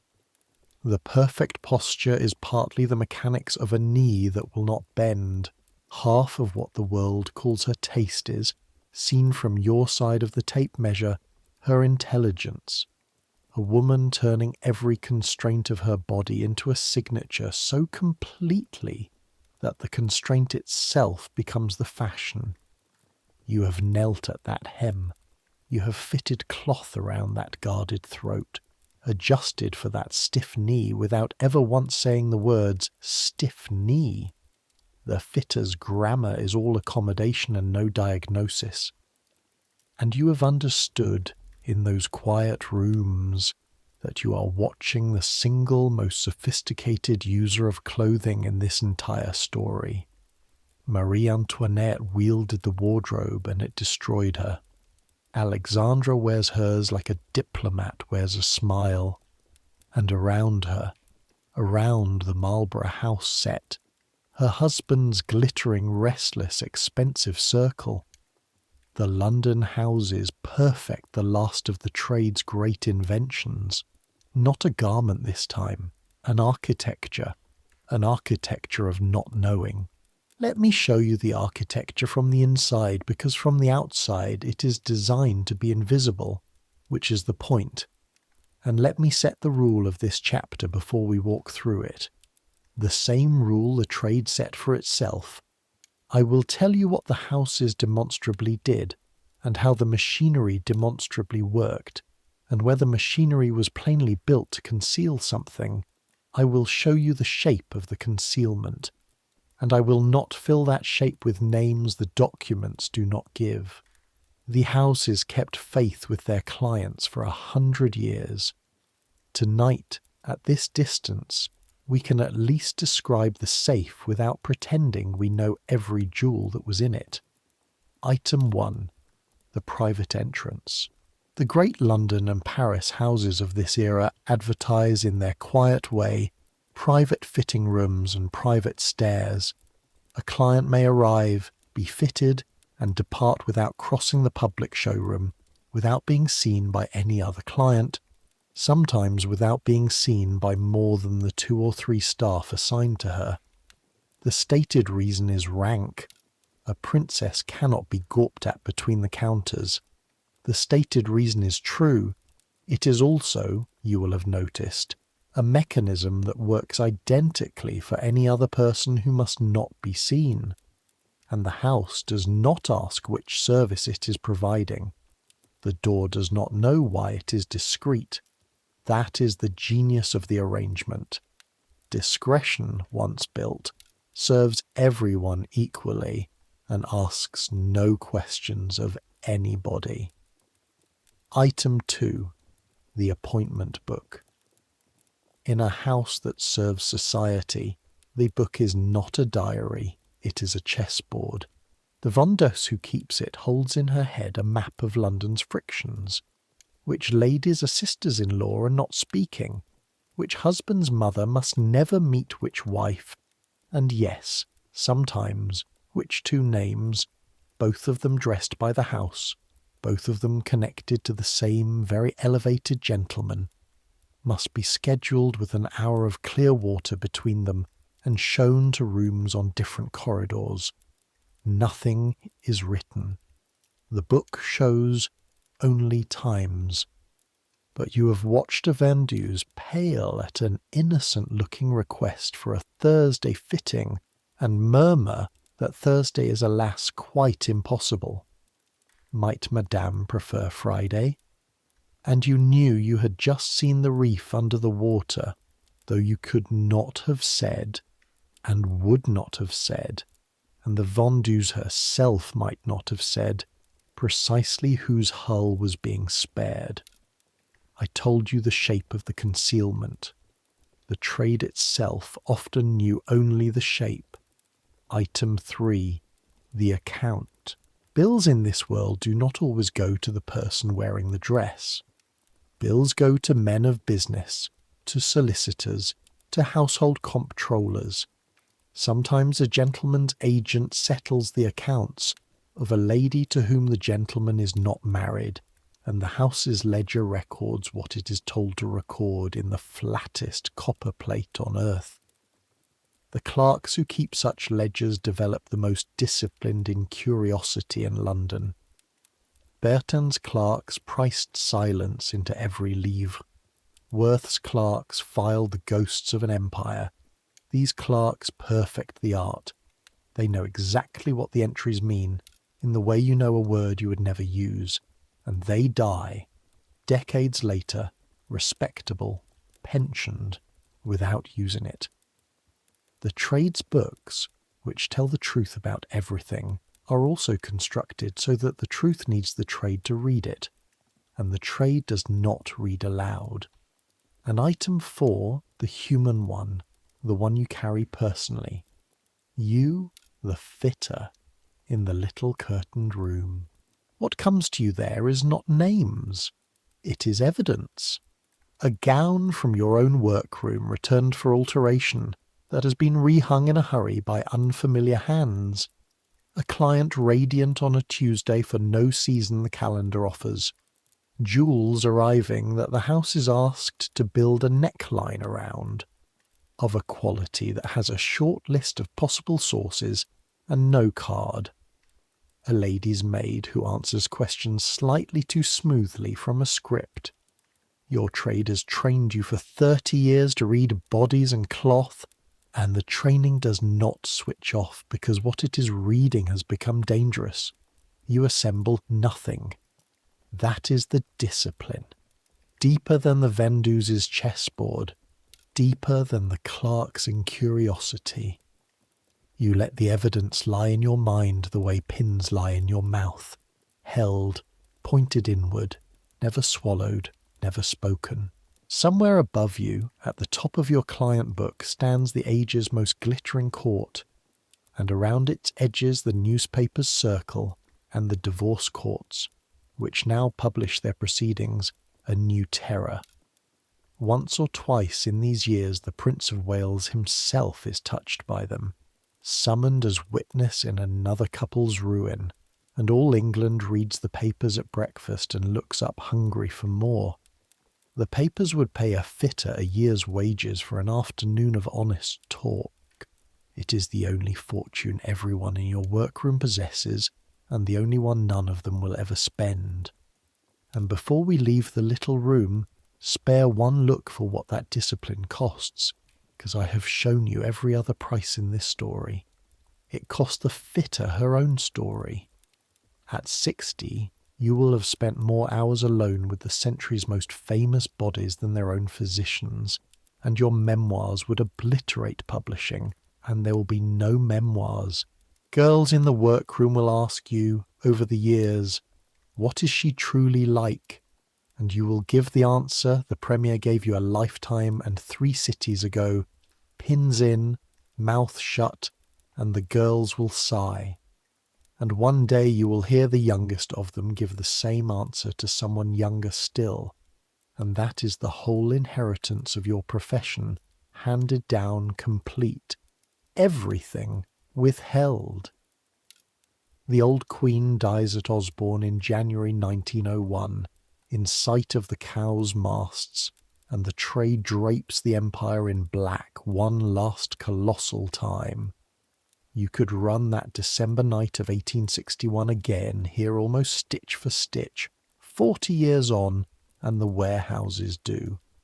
The Prince becomes King Edward VII at 59. Alexandra, Queen at last, walks her diplomat's walk into the new century. The tailor-maids fill the streets. The motor car arrives in the client book, wanting dust coats. The age of the court dressmaker, the specific, strange 200-year age this whole night has crossed, when a handful of houses held the bodies and the bills of the people who held the world, is quietly ending. Not with a fall this time, no mob in the gardens, no unpaid racks, just electric light coming on in the fitting rooms, and ready-made clothes coming up from below, and the world widening past the need for it. Which leaves only the accounting. Ours, I mean. Because you have worked 6 workrooms tonight, and you were promised at the very beginning that all of it added up to something, that the dressmaker always knew first. Come sit down at the long table one last time, then, while the gas hisses and the others go home. Let's count what the trade actually held. Start with the seams, because the seams are where everyone starts and no one admits it. A fitted bodice in any of the centuries you work tonight is a precision instrument. Cut to the half-inch, boned, closed on a body that it must match or fail, which means a woman's dressmaker holds a running record of that body more exact than any physician's notes of the age. The physician sees her when she is ill. The fitter sees her every season, measured to the line, whether she likes it or not. And so the workroom reads what the world has not yet been told. A bodice let out at the waist, an inch and then another, the orders quietly shifting toward looser cuts, wraps, gowns forgiving through the middle, and the workroom knows, months before any announcement, before sometimes the husband, occasionally before the woman herself has said the word even inwardly, that there will be an heir, or that there will be a scandal. The seam does not distinguish.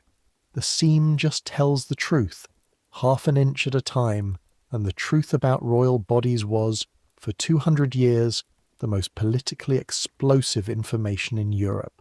Succession, legitimacy, alliance, war, all of it turning on precisely the news a waistband breaks first. Every house you served tonight held that instrument, None of them ever published a reading. Think what the pamphleteers of Paris, the divorce lawyers of London would have paid. The trade took it in fittings, recorded it in inches, filed it in the books, and let history find out on history's own schedule. Then the sizes, the books themselves, and the linen ghosts. You met them in Bertin's back office, ink and tallow. You handled them at Leroy's, when a cupboard of headless toils let one workroom dress a divorced empress and her unarrived replacement in the same week.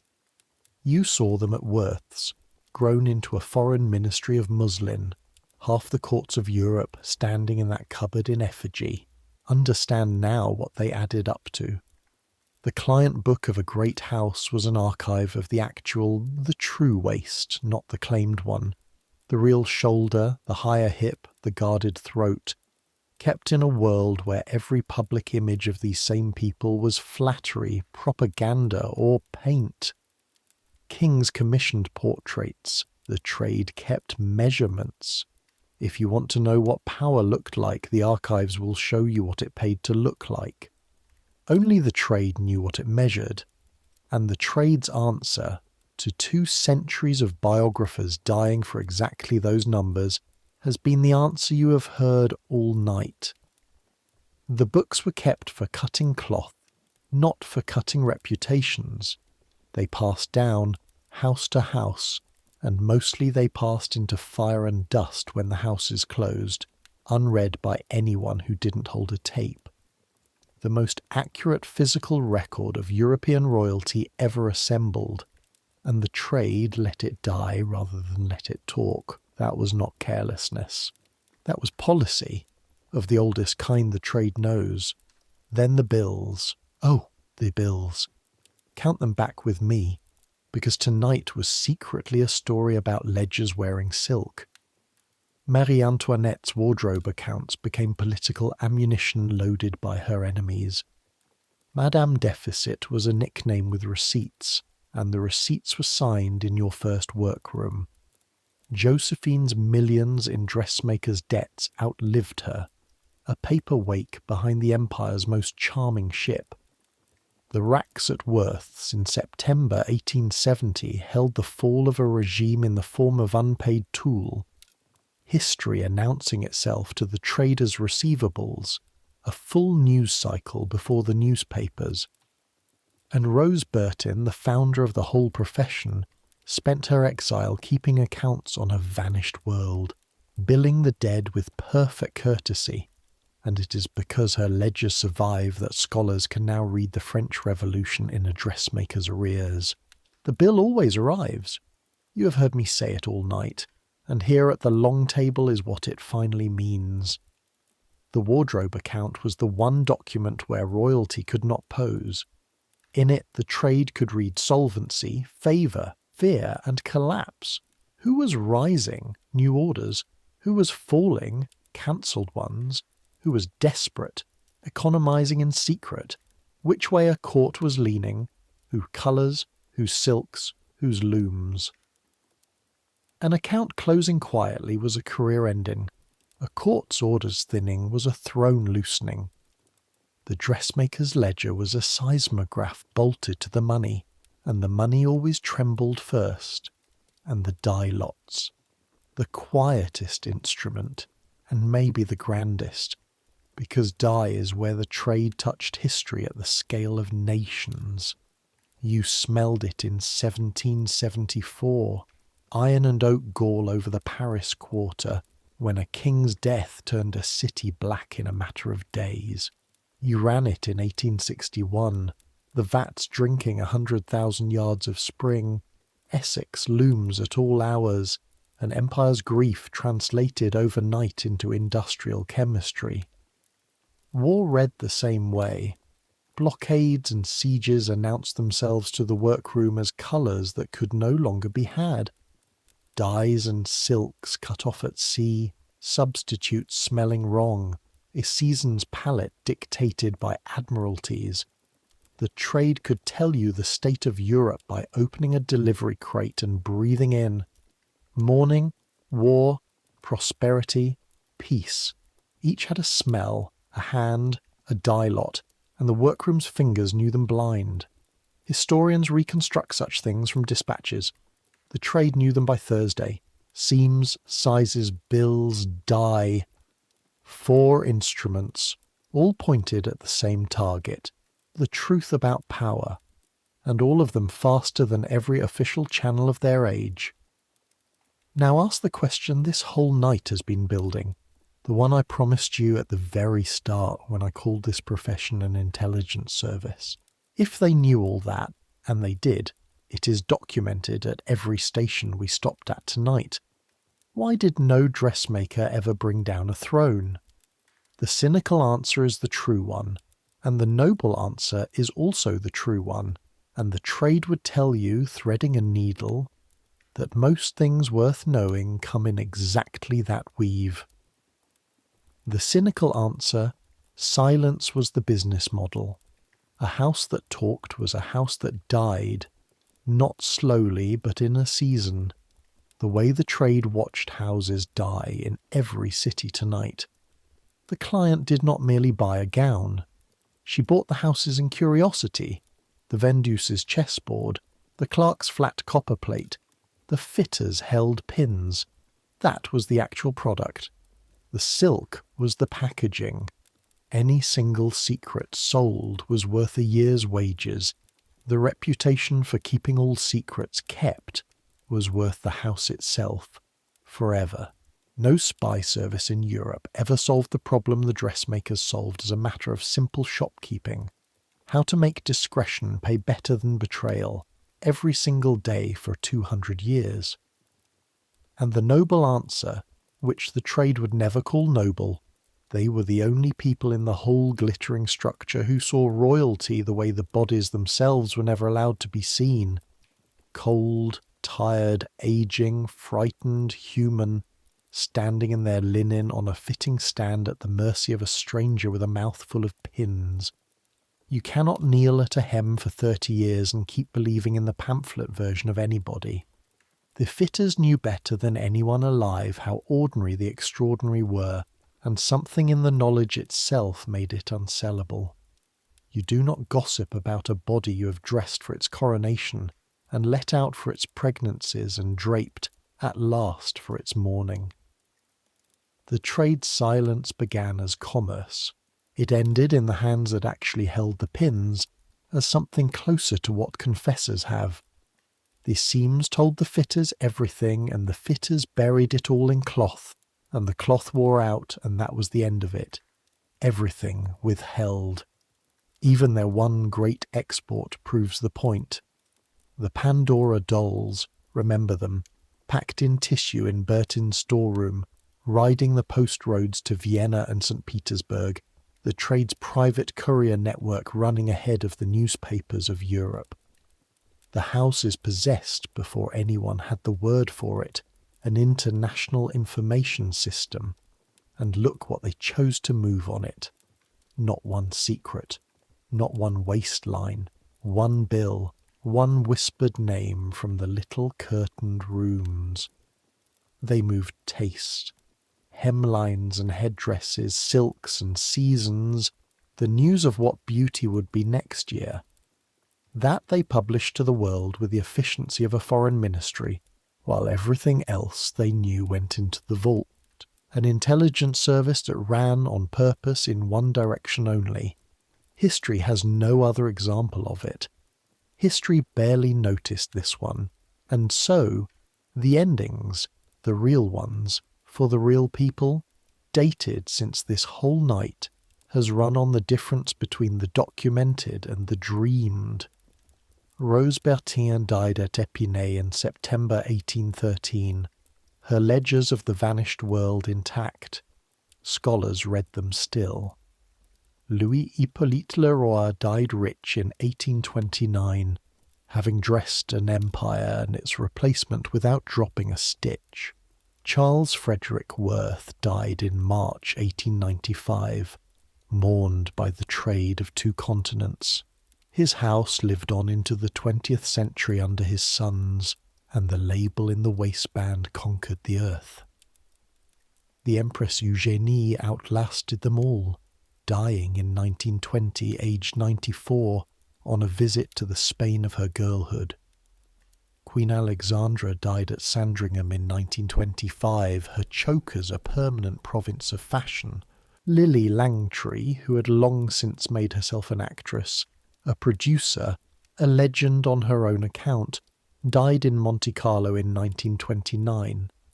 The House of Redfern closed its doors for the last time in the early 1930s, when the world it had dressed had dissolved. Jays and the great mourning warehouses faded when the Great War made grief too common to uniform. And the court old fortune, built on black crape, turned itself with perfect trade pragmatism to the new artificial silks. The wheel turned, it always turns, and the hands you borrowed tonight, the girl with the pins on Bertin's parquet, the white satin sewers in the cold, the fitter in the gaslight, the forewoman in the fog, the vendeuse with her chessboard. History has no endings for them because history never had their names. The wage books that listed them went the way of the toils. Whoever they were, and they were thousands, across 2 centuries and 2 capitals, the trade closed over them like water, which is what they would have expected, and I think what they were owed. They had spent their whole lives, after all, being the seam, present in everything, visible in nothing, holding it together. That's the story. That's what the court dressmakers knew. Everything. And the deeper thing, the thing that made them the best intelligence service in Europe, and the only one with nothing to confess. They knew what knowing is for. Not for telling, for the work. The workroom is nearly dark now. Let's put the day away, you and I, the way a workroom puts a day away. Slowly, in order, one thing at a time, the needles first. Always the needles first, because a needle loose in a workroom is a splinter of trouble waiting for a kneeling knee or a bolt of white. So at the end of the day, every needle goes home, counted into the needle case, felt for in the fallen threads, swept for with the flat of the palm, moving slow over the table the way you'd gentle a horse. Listen, that soft hiss of a hand moving over wood, gathering. That is one of the oldest sounds in this story. Bertin's girls made it by candlelight, and Worth's made it under gas, and it is the same sound, palm on grain, thread whispering, and it means the same thing in every century. The sharp things are being put to bed. Then the pins. You have carried them in your lips all night. Points inward, the way you were taught the first morning of this story, and there is a small ritual to letting them go that no one ever taught you because no one needed to. You take them out one at a time, and with each one your mouth remembers a little more that it is a mouth and not a pincushion, that it can soften now, that the careful stillness can end. One pin into the cushion, another, another. The last one is always strange, the lightness of it, the smallest release there is, and yet your whole jaw unclenches around it, and you realize you've been holding your face like a fist since morning. Let it open. The pins are in the cushion, every one, a little silver harvest, and your mouth is only a mouth again, and it has kept every secret it was given, and it can rest. Fold the work. Whatever is on the table stays on the table. That is the other old law. Nothing is finished by tired hands that will only need mending by fresh ones. So the half-done things are folded soft in their tissue, sleeves crossed over bodices like arms, and covered with a clean cloth against the dust, the way you'd cover a sleeping thing. Tomorrow's problems fold up with them. This seam that wouldn't sit true, the trimming that hasn't come, the client who is never satisfied, and the one who is too easily satisfied, which worries you more. Fold them all in, Cover them. They keep till morning. Everything keeps till morning.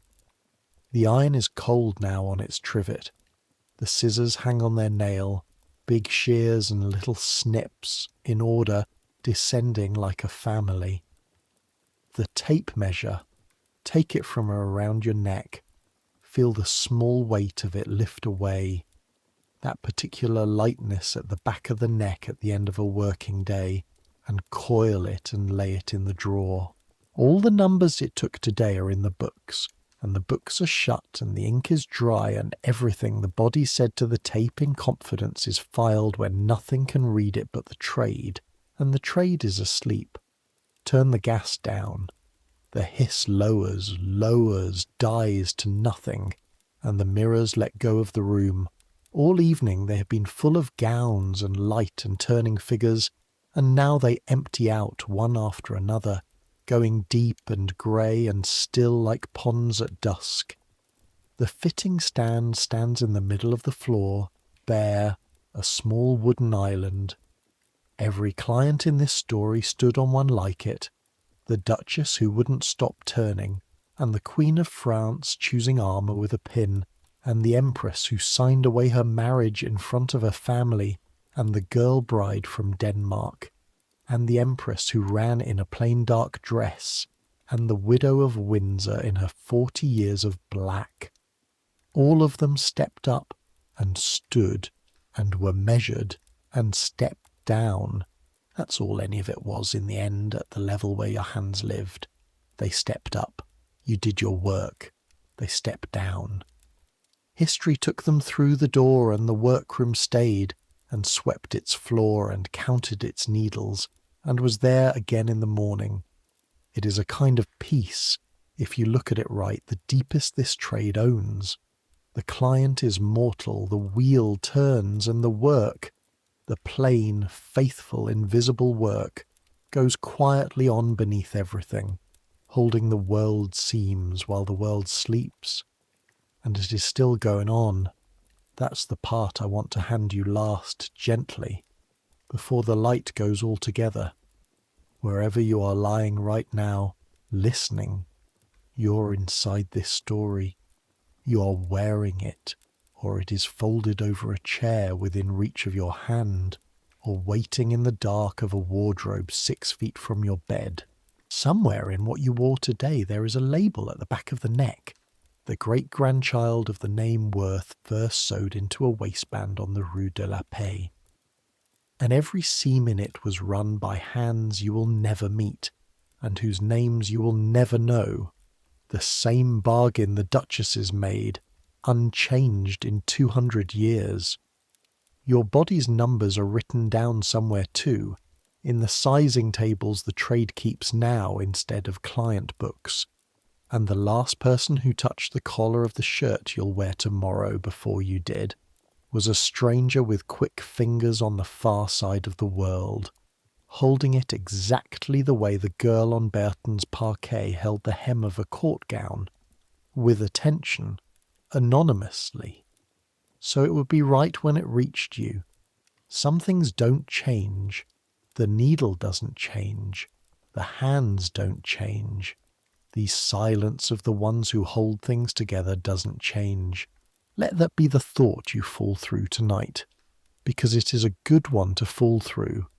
Everything on your body and your bed, every hem and seam and softness that is keeping you warm right now, this minute, was made by someone who never expected to be thanked, and made carefully anyway. You are lying right now inside the finished work of 10,000 patient strangers. You always were, every night of your life. So settle now. Settle the way the workroom settles, one small weight at a time. Let your shoulders come down from wherever the day pinned them. Let your hands lie open. They have held enough today. Whatever they held, they can put it in the cushion now, point inward. Done. Let your jaw unclench around its last pin. There is nothing left tonight that needs your grip. There is nothing left tonight that needs your face to be careful. The fitting is over. You can step down from the stand. and notice, as you settle, how much you already have. You are warm enough, fed enough, safe enough. Think of the girl in the attic over the shop, 2 dresses to her name and one of them for Sundays, who would have looked at this bed of yours, this soft, ordinary, miraculous bed, the way she looked at the Queen's silk. You have a roof, and a pillow, and a door that locks. You have cloth against your skin that 100 quiet hands made true. That's more than most of the people in this story had on most of the nights of their lives. That's more than enough. That's enough. Tomorrow there will be work. There is always work. Tomorrow there will be small problems, seams that won't sit, trimmings that don't come, people who are never satisfied. Tomorrow the whole loud fitting room of the world will want you careful again. But that's tomorrow. Tomorrow is folded in tissue on the table with a clean cloth over it, and it keeps till morning. Everything keeps till morning. Right now there is only this, the dark room, the slow breath, the covers with their small kind weight, like a garment cut for exactly you. Which, if you think about it, they are. Everything here was made to fit you. Lie still in it. It fits. Your breathing is slower now, the same as it always is at this hour, the same as it was last night, and will be tomorrow night, the same as the breathing of the youngest girl who fell asleep sitting up with a needle in her hand, all those candles ago, while the Premier stood over her deciding, and decided to let her sleep. Someone is always deciding to let you sleep. Let them. The needle has been taken gently from your fingers. The work will be there in the morning, and it will not be angry with you. Nothing is angry with you. The house is quiet. The books are shut. The day is counted and put away. Centuries will pass. They always do. You watch 3 of them go by tonight in the time it takes a hem to come down. The rooms you know will change beyond recognition, the way the workrooms changed. The candles became gas. The gas became this small electric dark you're lying in now. The tools will change. The tape and the shears will become machines, and the machines will become things without names yet. The great names will fade the way all the great names in this story faded, queens and empresses and houses, into dates, into ledgers, into a night story told softly in another century. But people will still sew, still measure, still fit, still kneel at hems with pins in their lips, still keep other people's secrets because it is the decent way to run a trade, still stay up late over careful work so that a stranger can be warm. Some things don't change. The needle doesn't change. The kindness of anonymous hands doesn't change. The world is still, this very night, being held together at the seams by people you will never meet. Quietly, competently while you sleep. It always was.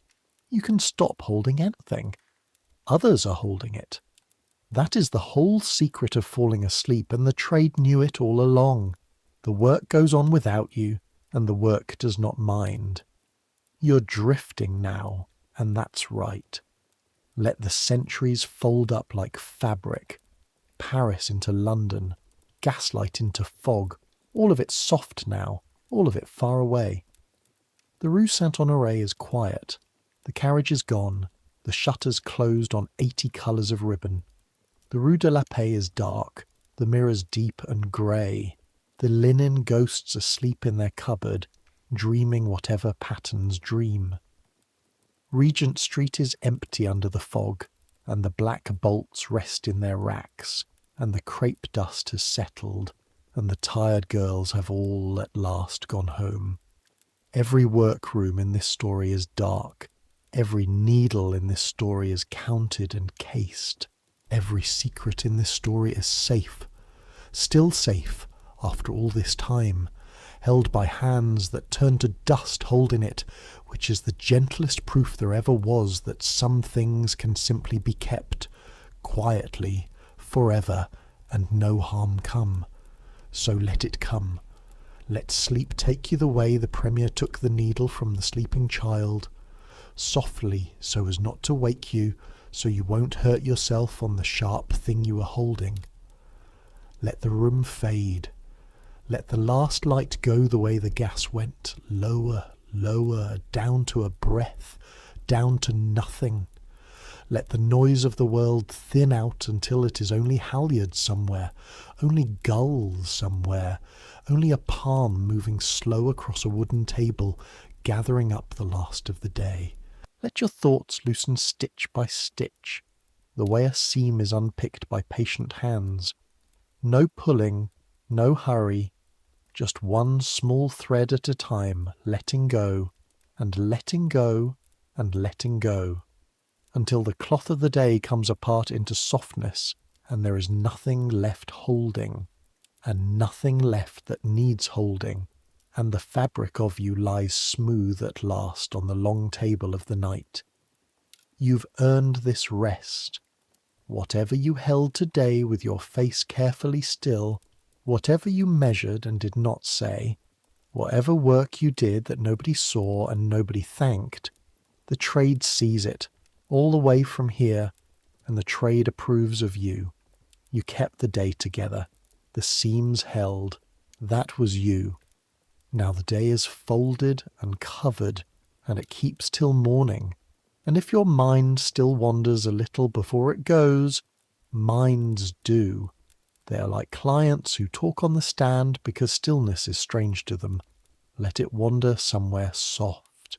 Let it walk back down the long gallery of this night one last time, slowly, not to remember anything, just to say good night to the rooms, good night to the parquet floor and the smell of wax and violet powder, and the Duchess turning and turning in the tall mirror. Turn to stillness now, all her seasons folded. Good night to the swatch book with the pinholes in it, closed on its little squares of silk, each one a morning someone chose to be brave in. Good night to the cold workroom and the white satin and the golden bees, and the 15 girls whose breath showed over the table. Warm now, all of them, somewhere in the long warmth of finished things. Good night to the gaslit salon and the cathedral skirts, to the velvet beret and the linen ghosts in their cupboard, standing patient in the dark the way they always stood, needing nothing, waiting for no one now, at ease. Good night to the yellow fog and the black bolts and the boy who knocked at 1 in the morning, home and asleep himself these 100 years and more. Good night to the little shop above the harbour, the halyards ringing their small bells across the water, the tide going out soft over the shingle, the gulls folded on the roofs like gloves. They are all still there, in the place where told things live, and they are all at rest, and the night watchman of that place is the same watchman it has always been. The trade itself, patient, discreet, keeping its books and its counsel, and nothing in its keeping has ever come to harm. You can leave everything with it till morning.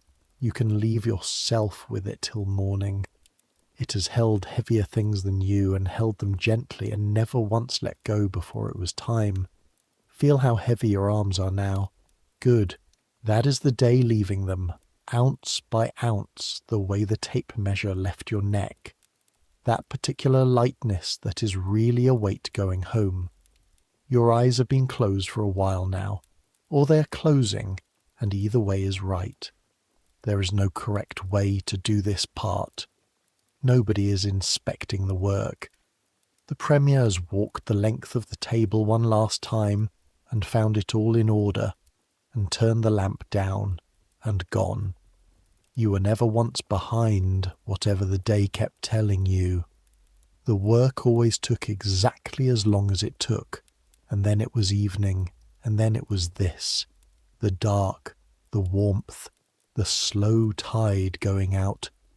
Breathe out long, the way you do without thinking just before sleep takes the needle from your hand.